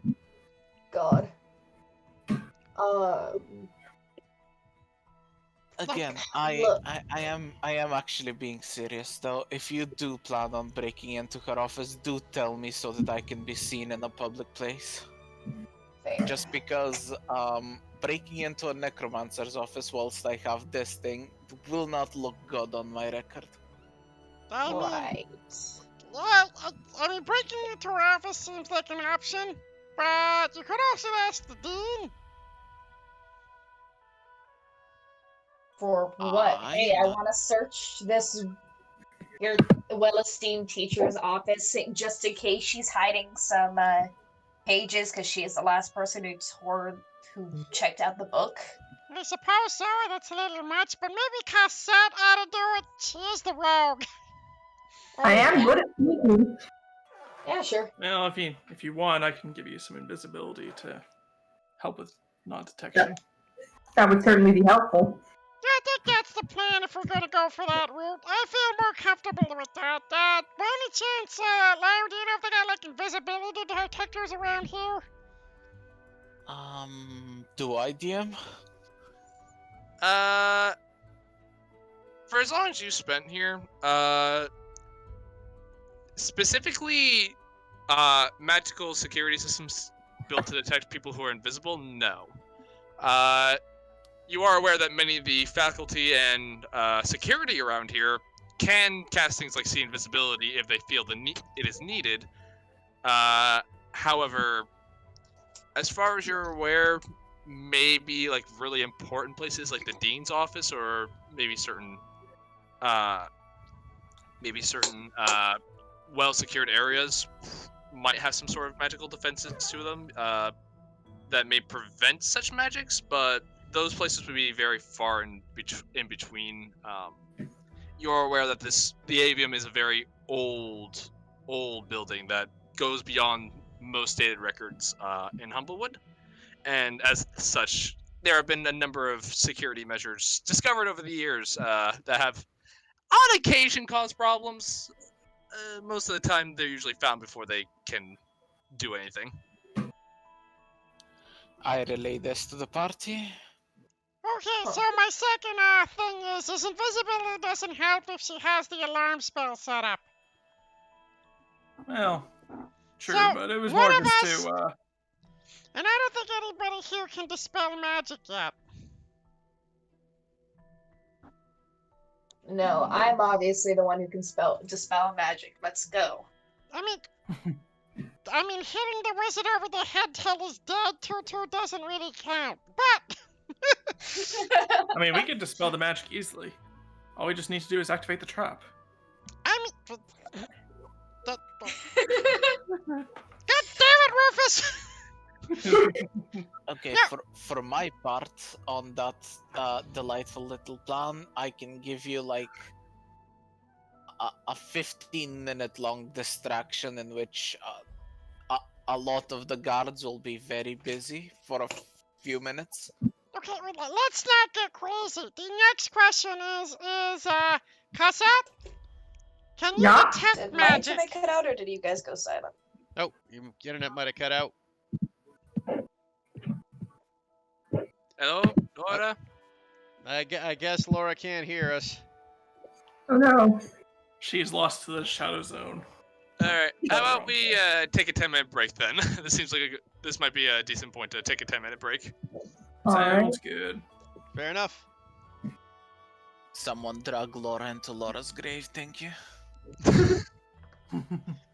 No, that'd be mean. Besides, we won't know when she comes back then. Uh, It Oh, would be you're back. mean, hence why it must be done. What are you doing to me? Don't Nothing. worry about it. We're good. No. Tell. Share. We were planning on banishing you to the Laura's grave channel. F. Sorry, Big yeah. on knave. But God. we're actually gonna take about a 10-minute break here. Sure. but does Cosette have detect magic? She does not. Ah, I feel like her strategy when she's in trouble is usually just to cast Fog Cloud and make a break for it. That is pretty solid. I mean, that works, but it's more the fact that if we had detect magic, then we would know if the alarm spell is up. Yeah. So that now indicates that Roko has to go with you. Because I'm the Who only does? one. Roko, I'm the only one with detect magic. We are kind of a team at this point. Yeah, that's true. The other thing that, I mean, I guess we can wait for a little bit to bring it up, but so I remember, staking out the library and seeing if she decides to go after the book or anything. I don't think anything would come up with it, but My Did you guess is they suggest it? would have already torn all the pages they were planning on at this point. yeah. Most likely. That's actually a good question. Did anyone investigate the torn pages? Like, how old did it look? Did the paper have enough time to? They said they didn't know. Well, like They a lot. didn't know, but like, you can investigate it. Well, no, like you guys would know, like those books are like old. A lot of them are being kept together by subtle magical enchantments. Some of them like are being preserved by magic. Other of them are just old, and God knows what could have happened to them throughout all that time. It's kind of what the librarian has been telling you is like, I can't guarantee this has been tampered with. It might just be a product of time. Can I go to the library and find one of the books? You could probably do that at the beginning of the next day. Fair enough. All right, I'm gonna go use the bathroom. Yeah, you go, Michael. Yeah, I'll be back. I am waiting on my hand pies. It's one of the things when you rip a page, you can actually tell about how recently it's been ripped. So if like the quote unquote ripping is recent, then we're dealing with a conspiracy. If the ripping is ancient, we're dealing with an ancient conspiracy. Yeah, I was like, Either way, aliens are involved. I mean, the fact is that two of the books that had major information to help us were torn is suspicious as all fuck. Oh no, I'm not arguing that. I'm just saying that it might have been done like back in the past when like the ice elemental, for instance, was killed and some fucking calamity happened, and everyone was like, okay, let's remove all mention of this so that no one repeats this shit again. Or it might be someone in recent years that's like, well, I'm sick with life, and I think that everyone else should be sick with life as well, so let's just remove all hope for the world. There we go. Like, we're dealing with two different situations here, and we don't know which one we're dealing with. Because if it's the ancient conspiracy and we're grilling the fucking necromancy teacher, we just kind of look like assholes. Well, let's be honest, his party. Yeah. But we look like assholes. The fact that we actually are assholes is a completely separate matter. To be fair, yeah, you can look at the books then, since you got the best odds for that. I swear, beginning of this campaign, I didn't think Ian was going to be as big of a meme as he is. All barbarians are memes, it just depends on how much you lean into it. I mean, it's fun to lean into it, it's just Totem of the Duck, sure. That first session killed me, and it went just down from there. Yes? Yaro's meme is that Yaro is a gay barbarian with a crossbow called the Arse Blaster. Hey, blame Nick for that. It's not. Hey, you're the people who bought the bow. It wasn't handed to us, it was presented as an option. Okay, God. I'll be honest. I bought before I knew what the name was. Fair. Honestly, the only Can other barbarian I remember playing, its meme was that it was a psychopathic and also the smartest member of the party, surprisingly. Amazing. 15 in Hey. intelligence, literally second session tried to fucking waterboard someone and the entire party had to talk me out of it. God. God. What I walk Yeah. back Hey. into. But, Jordan, you're just jealous that I have more cantrips than you as a barbarian. Maybe yes. That might be playing a huge part of it, okay? I love how I'm an artificer in that campaign and Laura's going like, hippity hoppity, I have twice as many cantrips as you. And I went, what? And then I looked at it and yes, it's true. How did you get so many cantrips as a barbarian? Magic item, apparently. Storm Herald. Nick basically souped up Storm Herald Barbarian a little bit, and now I have a bunch of elemental cantrips. So, it's fun time. And meanwhile, Artificer with mending in one of their cantrip is looking at the barbarian with 5 cantrips going like, huh, I wonder if I can just rage and be really good at the magics. Wait, Jordan, you only have 2 cantrips? I have I have 3 more- now. I have level 4, 12. and I'm the paladin. That party is like, that campaign's just kind of fucking upside down, dude. Like, there's no way. Oh yeah, like we have both a barbarian and a paladin, and I deal more physical damage than both of them. Fair. Dude, that makes me want to join that campaign so much more just to fuck around. It's like, what dumb shit can I get away with here? Because now hearing about those 2 things, the doors are wide fucking open. The Maginator. Jordan. Make the Maginator. That's all I want. Jordan, the reason why I don't do as much damage up is because I'm very stingent on my fucking smites. I know that's basically what the paladin is built for, but I'm very like, I might need these later. Andy, I'm not talking overall damage. I'm talking specifically physical damage. But- Like, if we count radiant, then you probably deal equal or even more than me. We should do a battle royale sometime. Just have all of us fight each I other. actually have one- I have one because set up for this this is how game. this is how that battle is gonna go. Like, let me simulate it for you. So, battle starts. I go ethereal plane. I wait 10 minutes. I go out of ethereal plane, and me and Raznot had an honorable duel. Now that the both of you are dead. But Jesus. But I actually have a battle royale set up for this game, ready for you guys anytime.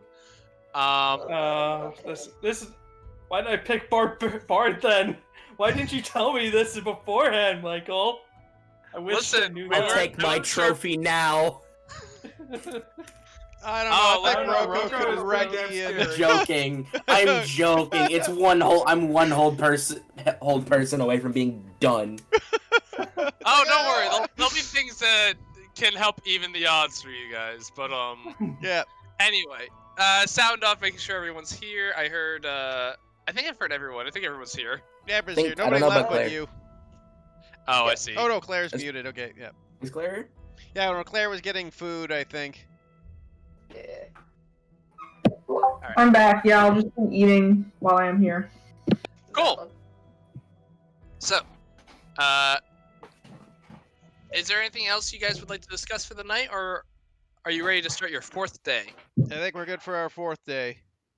All right. We should probably discuss the breaking in attempt just slightly. Oh, well, I figured you were going to look for the pages before we did that. Fair enough. So let me get this straight. She checked out all the books that had been vandalized before? Just the one. What about the first other I one? think. The other one hasn't been checked out recently, as far as the librarian is concerned. Not Yeah, unfortunately, the security in this place is lax as all hell, Roko. I guess you're proof Yeah, of that, aren't you, Lyron? Look, I'm pretty sure she Yeah. had something to do with it because she does have a whole face profile, and she wouldn't have one of those if she were innocent. A Have a what? what now? Maybe Tatsu perhaps we speaks should in the go and talk language to of the gods and breaks the fourth wall. well, perhaps maybe we should go and talk to the dean first, just to see if. I just figured out what Laura said. Say. It's because they have a profile picture that we can interact with on the board.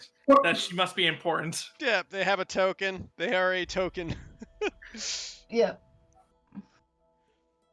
Look, I agree with you. We'll look into that. Good idea, but let's check the pages to see if they're recent or ancient first. Alright. Sounds good. And I'm we'll gonna spend go and. one more day looking up some of the other stuff on this fucking ice aspect, then we'll check the book. Besides, if we do it immediately the day after, it's a little suspicious. Oh yeah, I'm gonna- about the ice aspect. Apparently there's little to nothing on it, and the very few things I did find was related to the tenders. Huh. So I'm about to have a very interesting day of just looking at the history of the tenders for any clues. I thought you were gonna check the pages. Oh, that's a easy enough project. I guess that's I true. don't Like, I foresee guess that. it's like a 5-minute thing, if you know what you're looking for. Okay, and then we have the big sleep. All right. Take No, me. wait, hold on. That's a TPK. What? I was about to say the campaign's over then, but yeah, no, I got what you mean. You guys can take your long rest. I'm gonna go and try talking to the dean, see if he or she. I can't tell with Michael's voices sometimes. Okay. Just go day. They, yeah. It's completely safe. Yeah. Excuse me, sir. I'll go I identify as an object. Oh God. Curious, I'm I gonna too do so. Yeah. Apache helicopter to be more precise. Oh Oh Christ. god, that's fucking me. Anyway, but hold on. Well, let's work it down the list here. Just because I like the order we have here on Discord. So just out of general information, Lyron, what are you up to? I am. First things first, I will look up the books that were mentioned, and I will check whether it's ancient damage or like recently done. In terms of like, oh yeah, this is something that probably happened thousands of years ago, or this is something that happened a year ago. Gotcha. Cosette, what are you doing? I don't know. I figured she would go and like maybe revisit those books as well. She's kind of anticipating breaking into somebody's office at this point. Okay. Roko. Roko's gonna start creating alibi. He's gonna start handing out pamphlets today. Okay, so you go. You're kind of. All right, so you'll kind of be in like a busier hallway, maybe like the cafeteria, where you can just kind of. You're like. Versicula bless you. Versicula bless you. Have you heard about the great guy Versicula? Kinda, yeah. God. All right. He'll go to the Ian. religious studies course and camp out. And then interrupt them. You don't know anything. Recycle. We'll get back to that in a minute, but Ian. I will be researching nothing useful, as always. Are you going? Out of curiosity, what are you researching? Rubber ducks this time. You were redirected to the upper library. Yep. Don't worry, here's my investigation. 16! What the fuck? Actually, Alright you know then. what? You find a way to glue rubber ducks to twig familiars. Yes. Yes. We'll get back to that in a minute as well. You know what? I'm gonna say at some point, Cossette's going to decide she's gonna look up a book on mouse traps. God. Okay, we'll get back to that in a minute. Rufus?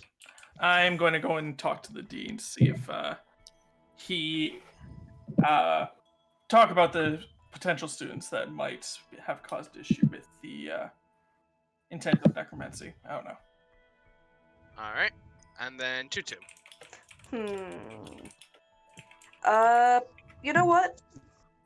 Tatu is going to show up to one of her night seed. Wait, if we're gonna break in, that's probably a bad idea, isn't it? Tatu would like to sneak into one of Nightseed's lectures and leave the armor behind. Alright, so you leave your armor in your dorm room. Alright. In that case, let me see here. Order of complexity. We'll get the simple stuff out of the way first. So, Tutu. All right. Make me a stealth check. Yes. Give me 1 second. I don't know what I clicked. If I clicked anything, that was by accident. Yeah. Stealth. That is a 10. All right. I am sneaking into the very back of the. Hopefully, it's a lecture hall. It would be awkward if it were a classroom. Yeah, no, it's a fairly large lecture hall. As this is a as you say before, there's a lot of students in here in Necromantic Theorem 101, as it is a fairly it's required for a lot of courses, just because the AVM wants students to be aware of the signs of necromancy, just so in case it ever crops up in their research, they can report it. So, kids, one day when a mage named Lyran and a cleric named Roko start up an undead army, here's what to expect. God. You know, kind of things like that, sure. But you seem to go in. Some of the students you're kind of like that are in the back, kind of see you, kind of like look at you. Like you're not dressed like an avium student, but they're just they look at you, but I'm then not dressed like yuppie scum. But they do. Sorry, But yeah, they look at you for a moment, but then kind of turn their attention back to the lecture that they're paying a lot of money for.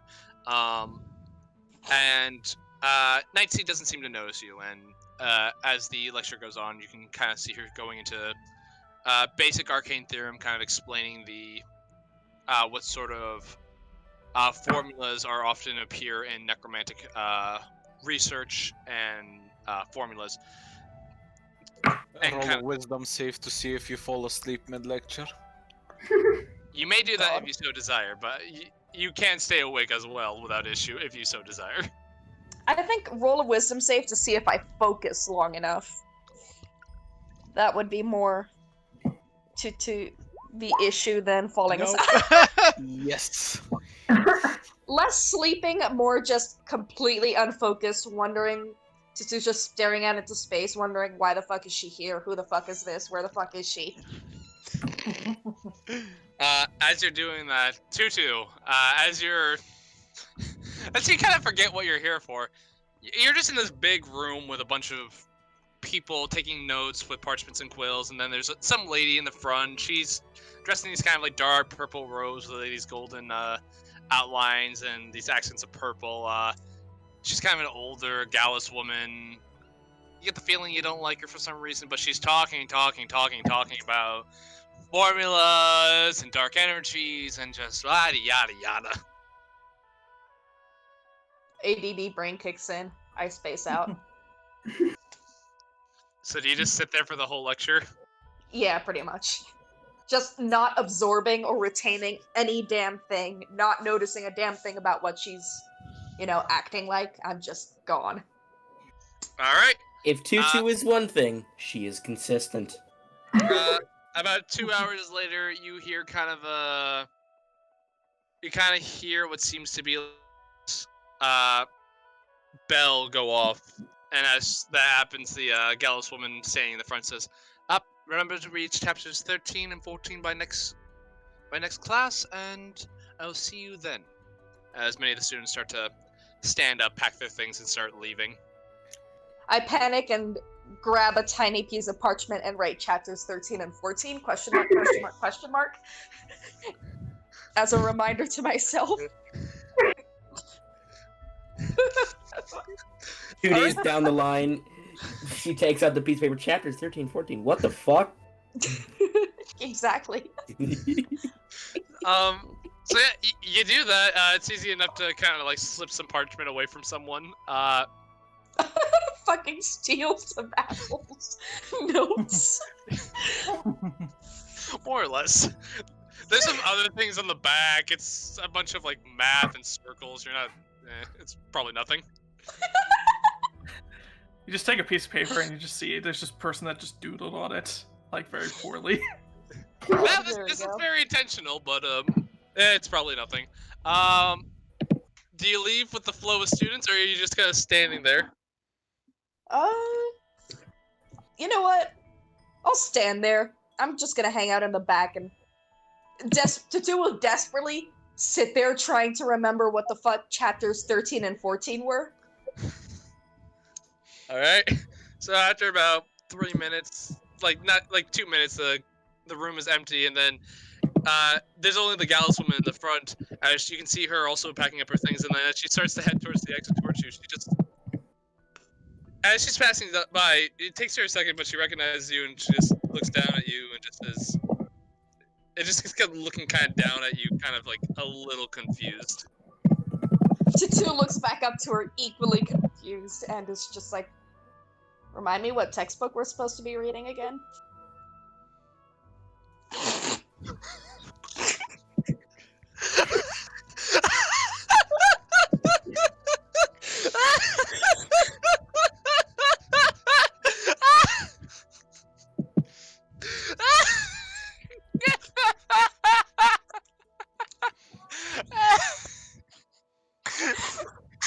I wouldn't blame her if she just walked away at this point, honestly.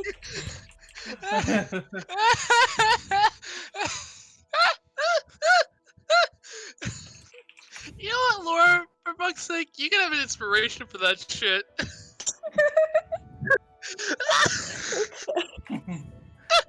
Inspired. Just that right Okay. there.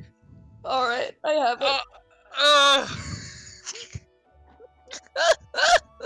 I don't know what that got to me. This mouse who had threatened her about 12 hours earlier, just looking up at her, completely confused, going, what's the homework today? Make a persuasion check. It's not even deception because they mean it. Yep. 9? She rolled a 6, so I'm gonna say she just looks at you, even more confused, and just says, Necromantic Theorem 101. Recognizing the signs and formulas. I write that down, and then I stare at it. By Gallus Nightseed. Interesting name. Who's that?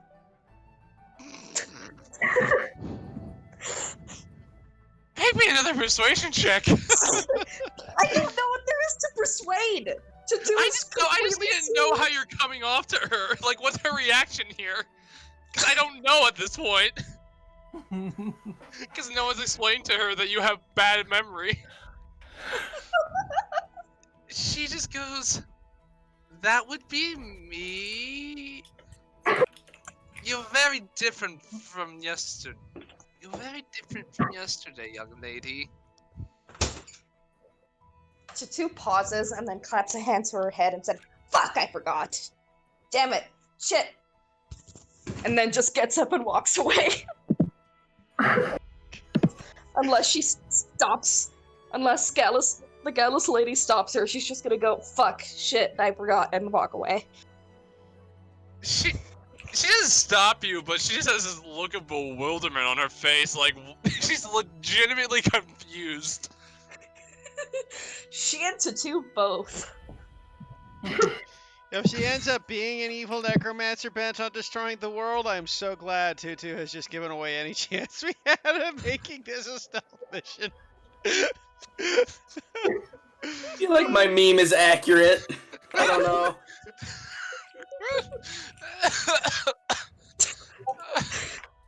There you I go. rolled a nat 1. I kind of had to run with it.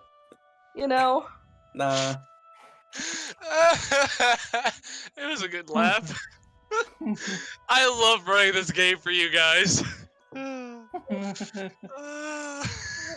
That's me. All right. Order of complexity.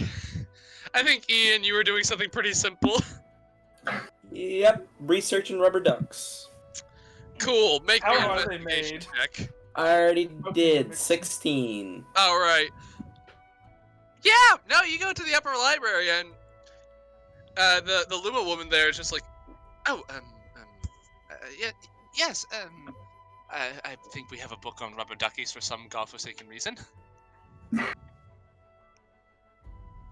Hey, don't know what it's doing here, but maybe a student left it here. I don't know. perfect. It's not in our catalog. You know what? Do you want it? No one's come to claim it. Yes. Okay, here you go. She just hands you this sort of smaller book. Wonderful. Hey, guys, you want to know a fun fact about rubber ducks? They were initially created by Charles Goodyear, the guy who made vulcanized rubber to sell as chew toys for dogs. Oh, that's Neat. nice. In my head canon, she just picks up a book from a stack called "In case of the stupid part of an adventuring party shows up, hand them this."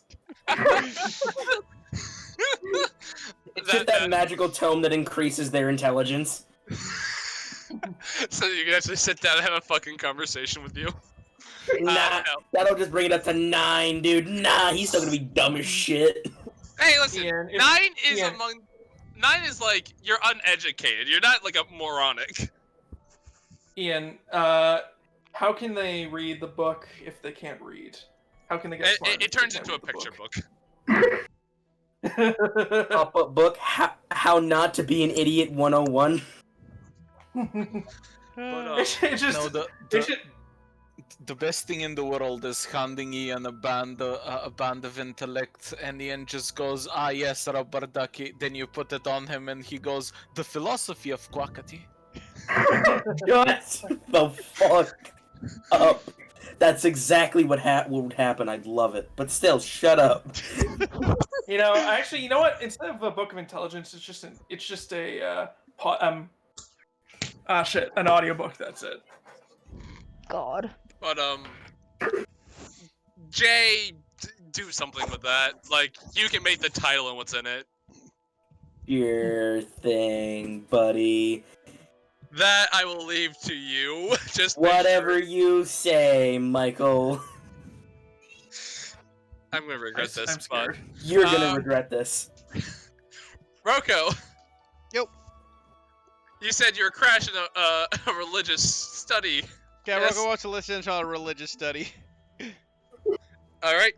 So you walk in. You see what seems to be what looks to be a hedgeman. Kind of a middle-aged fella. Seems to have a bit of a kind of like a bit more of his fur's growing out, kind of in the front of his face, kind of giving him to look like he has a kind of like a mustache and goatee kind of thing going on. As he's just kind of saying, "Ah, yes, and the hold on, let me make sure I'm saying this right.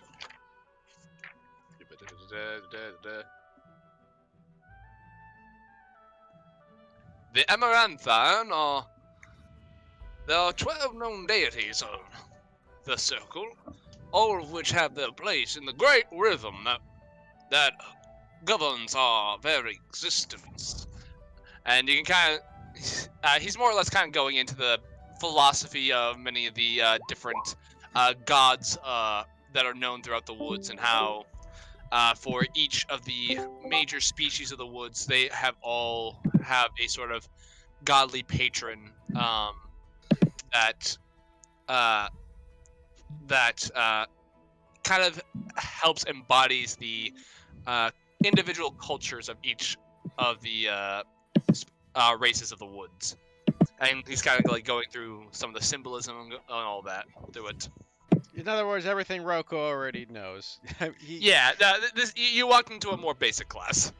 Rocco's like, Basic stuff interesting. He's got the number wrong now. Do you say this to someone? yeah, he's just like talking to a kid next to him. Yeah, there's 13. You're talking to this smaller Jabeen kid. He's like, who are you? Oh, hello, there's Rocco Turner. Nice to meet you, Roko. But there's 12. Yeah, there's 13, see it? He hands him a pamphlet.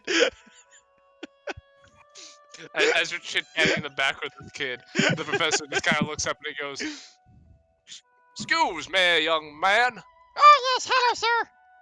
I don't recognize you. You're not on my class roster. Oh, Nice. Sorry, the bird council sent me. They said I was allowed to listen in. Ah, yes, well, make sure that you're listening and not chatting. Don't want to distract no one, yeah? Oh, I'm just making sure they got the full information. I appreciate that, but I'm sure they're capable of taking notes and studying on their own. I'm just asking you to not to be a distraction for the rest of the class, please. That's fair, but you do realize you forgot a god, right? No, I don't think I did. Of course you did. You forgot Recyclia.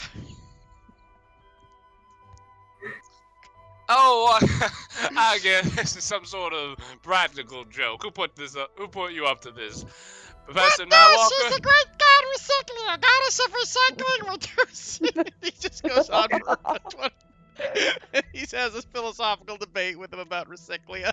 Yeah, so over the next hour and a half, we'll say, you more or less get into an argument with this professor. Look, While the Recyclia is a student- justified true goddess. She's giving me my powers. It's proof positive. So there ain't no god beyond the 12. There's never been documents of another god appearing within I got the your great power. documents right here. He says, waving the pamphlet. Alright, so you need to leave my classroom. This is all crap. Recyclia's true. Don't believe the lies. Sir, I'm about to call the gods. Get out of my classroom. Meanwhile, like throughout this entire thing, the students have been like going back and forth taking notes. I'm very scared. Just like we're just gonna completely burn down this tree by accident. Now we're just gonna get kicked out. After the bell rings, Roka goes, "Oh, class is over. See you later, guys," and he'll leave. Stay out of my classroom.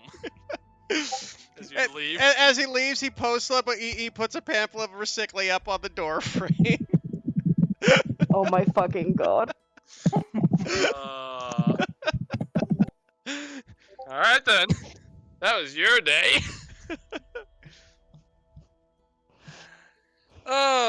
Alright then. So, we'll get to Rufus next. Order of complexity. Well, I was just gonna go and talk to the dean, but now I feel like I have to do something stupid. You really don't have to.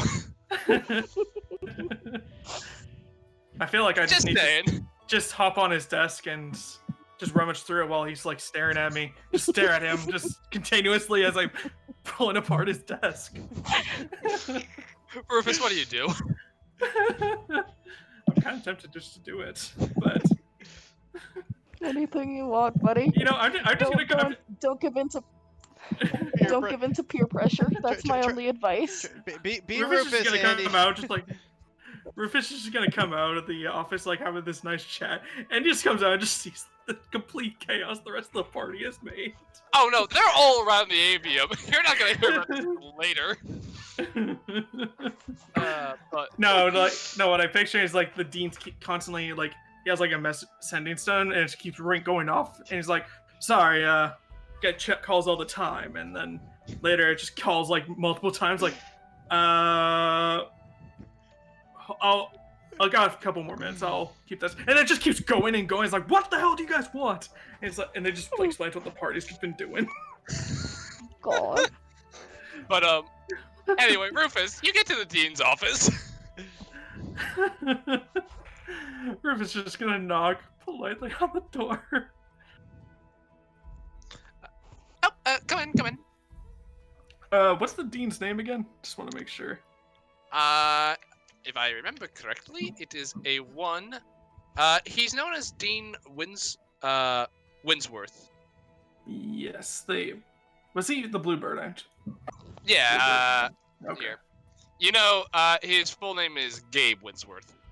Yep, that's the one. Dean Winsworth? Ah, yes, Rufus, yes, if I remember correctly. Yes. Yes. That is correct. Apologies for interrupting you. I hope I'm not interrupting anything Oh, particularly. no, just my basic day-to-day. Nothing really important. So what can I help you with? Made any progress on your research, hopefully? Anything? Yes. Partially. It's sort of at a dead stop right now. So, your Professor, Nightseed, she was the last one to... Yes, very lovely, if a little standoffish on a certain topic, and I was hoping I could get some information from you instead, with your permission.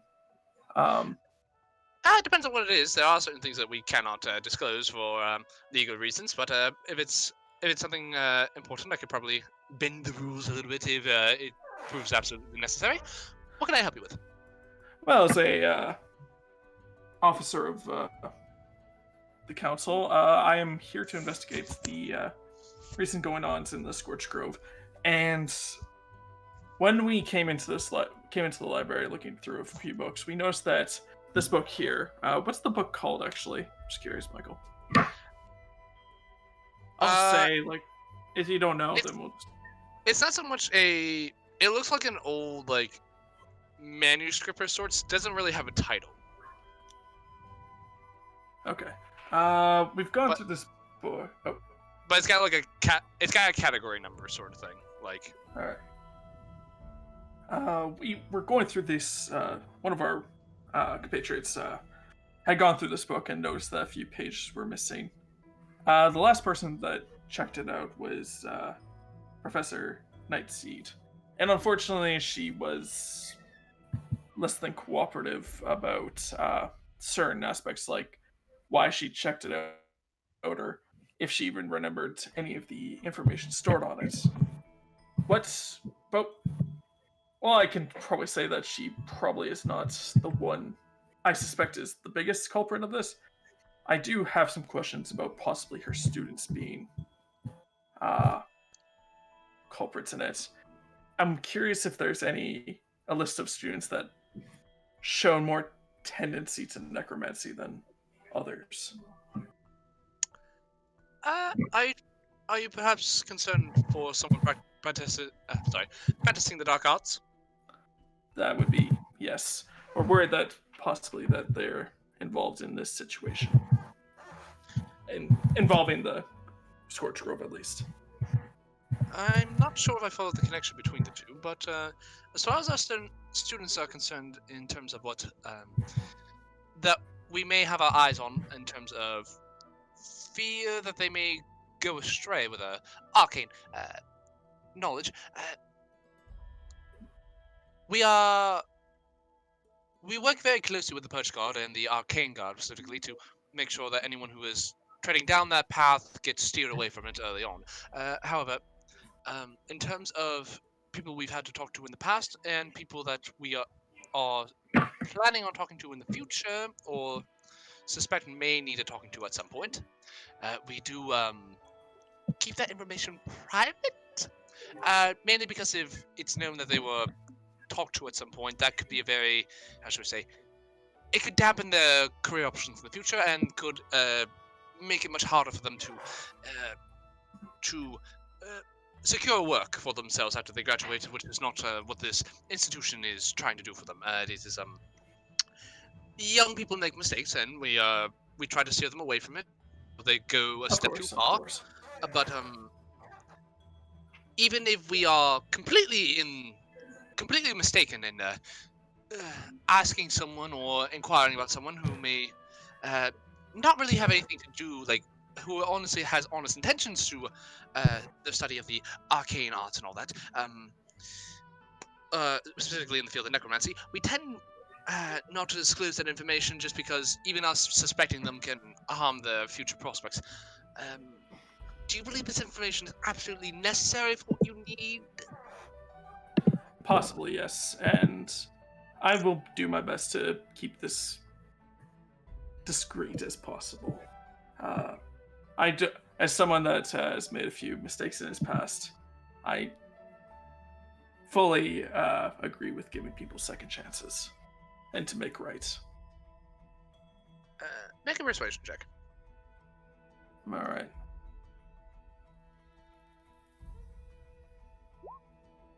Damn. Okay. That's Oh, I got my inspiration. Hold on. There we go. Much better. Much better.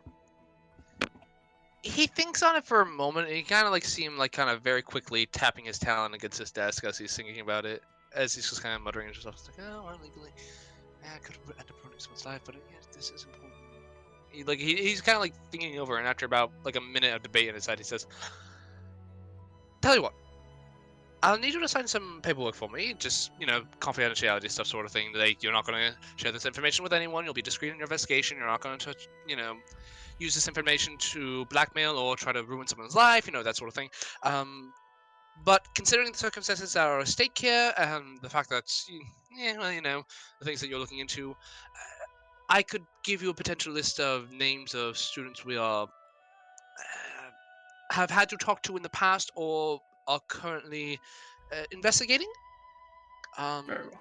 Of course. What I'll make parameters are sure. you looking for specifically, though? Those of more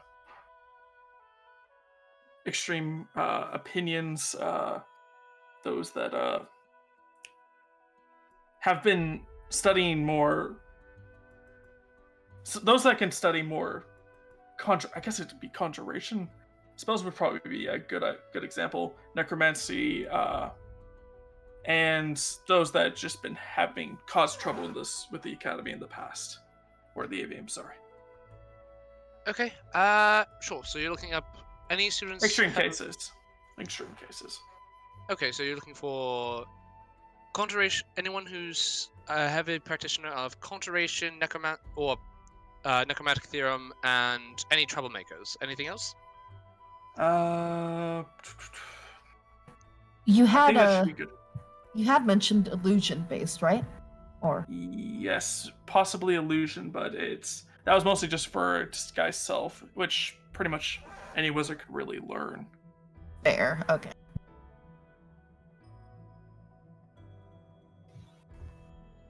And I'll throw it on the docket too. Illusion as well. Alright. That's a lot of names that could be on that list. But do you have any way to narrow that down, or do you want everyone on who could fit into those categories? I am just testing Well- this, by the way.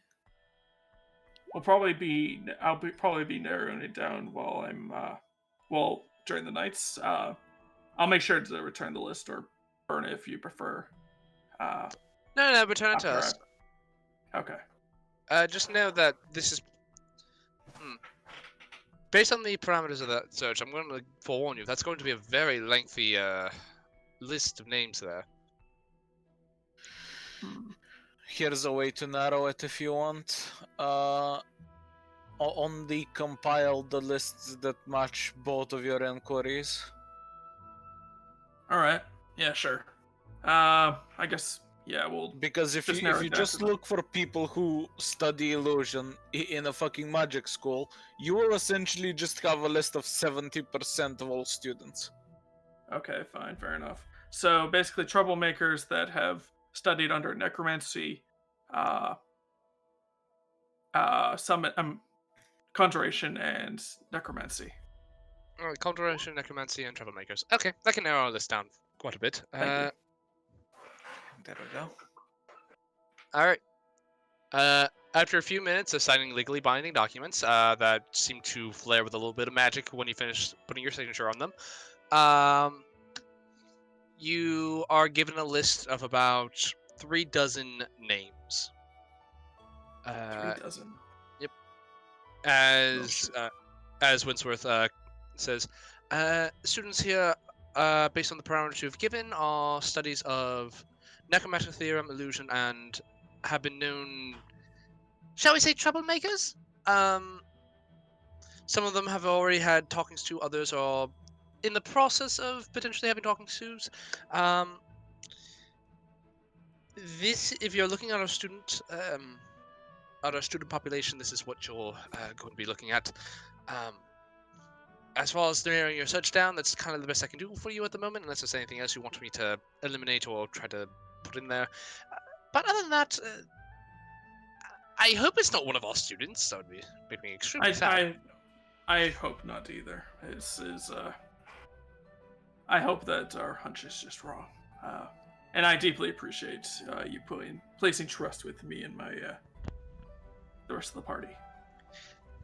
Yes. If I can just ask you a favor, though, make sure that you were the one who signed that legally binding document. So just don't show that list to anyone else, including your companions, unless they come in and sign the documents as well. Kind of understand the situation. You know, I had to explain the situation to them, as this is technically breaking the rules, but given the circumstances, I'm sure that we are allowed to bend them, given the sake that this could count as an emergency. So I will, if you do show that list to your, are planning on showing that list to your companions, you do have to bring them here, and I'll have to go through the paperwork with them as well. Very well. I'll make sure to bring that up. Thank you. I deeply appreciate your cooperation.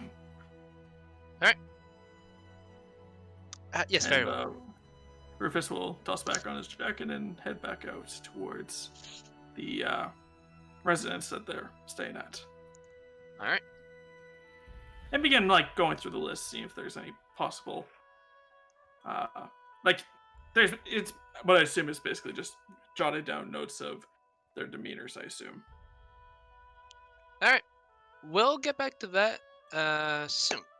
But in the meantime, I feel like Lyra and Cosset, you have been waiting long enough.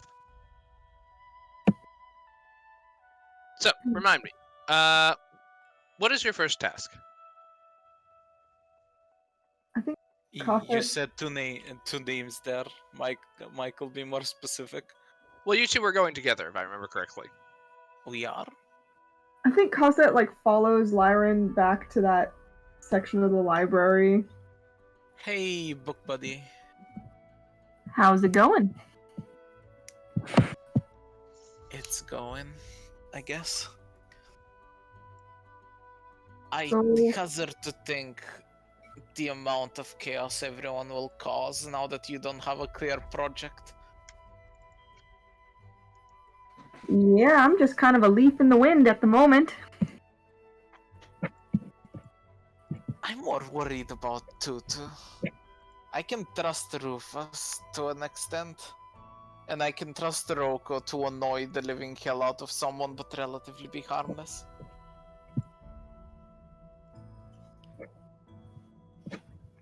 Okay, well, we go and check on books. All right. So, going to the books. You're kind of pointed in the direction by the librarian. What was his name again? Mordain. Mordain something. That's not Mordain. No, this is gonna bother me now. What's his fucking name? Swiftgale. That's it. Okay, later, Andy. All right. Good Later, guys. night. Hey, buddy. See you Good night. tomorrow. Yeah, Ciao. sorry about that, guys. You're good. No worries. See you, Jordan and Laura tomorrow, I guess. Yep, see ya. Gee. Peace. All right.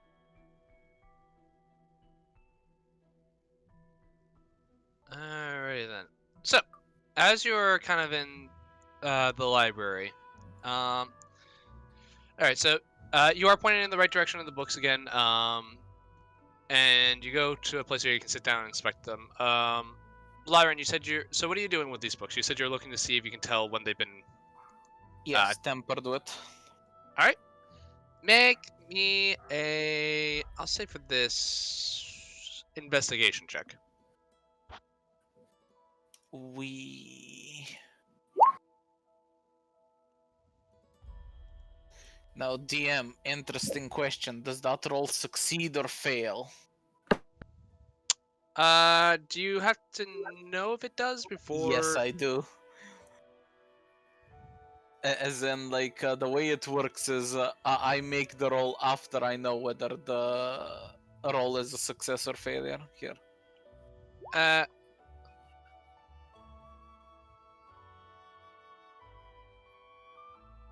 You make the decision after you see whether the roll is a success or fail. okay. That would be a failure. Okay, we are making the roll.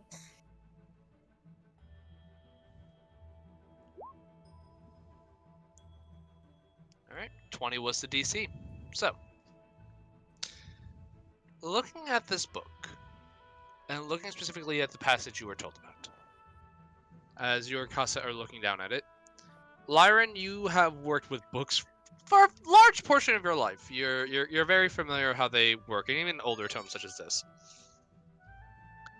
It takes you a while to be certain, but it does look like this book has been tampered with recently. And oddly enough, like, these are old books, and it wouldn't surprise you if, like, pieces of them kind of fell out, but the way it was took out, there was a sort of, like, carefulness to it. Like, someone very intentionally took this page out and did it in such a way as to make it look like it was just decay. I really wish I could lie right about now. Are you saying that like out loud, like in Yes. character? How do you mean? Well, it looks like this has been tampered with recently, and it looks like it was very deliberate, as in it wasn't an accident. Someone pre-planned this. You don't say.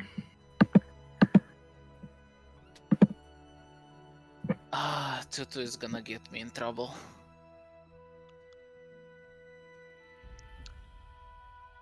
Oops. So, you have that information, and as you guys are getting up,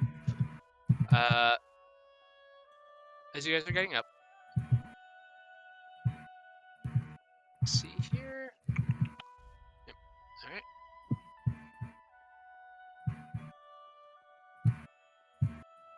All right. Both of you suddenly feel this sort of sharp pain hit your body as you feel as though this sort of like claw mark goes into both your hides, as this sort of, you feel like your life essence becomes drained. As I need both of you, yep, as, all right, hold on. All right, makes things simple. All right, as Cosette, you take 6 points of necrotic damage, and Lyran, you take 11 points of necrotic damage, and both your strength scores are reduced by 2. Now, Those here's are an what? interesting question. Do we have the temporary hit points that Andy gives? Andy, have you been giving inspiring speeches? Andy's not here. I will say yes. Okay. I mean, he did say he's basically just do it every morning. But Yep. as you guys turn around to see what has assaulted you, you see this. Or at least one of them looks like this. The other kind of looks more like a Vulpin. But your Oh shot. shit! It's From My Hero Academia. Yep. Damn it! I was really hoping no one would notice. It was the best picture I could find. Oh Anyway, god. but your shot. Can we surrender? He's a registered hero. He can't kill us. No, but you see these sort of like shadowy figures, just like standing like kind of next to you, as you feel your strength being sapped from your body. And that is where we will leave off for tonight.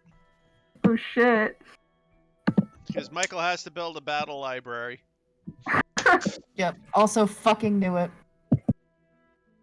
Knew what?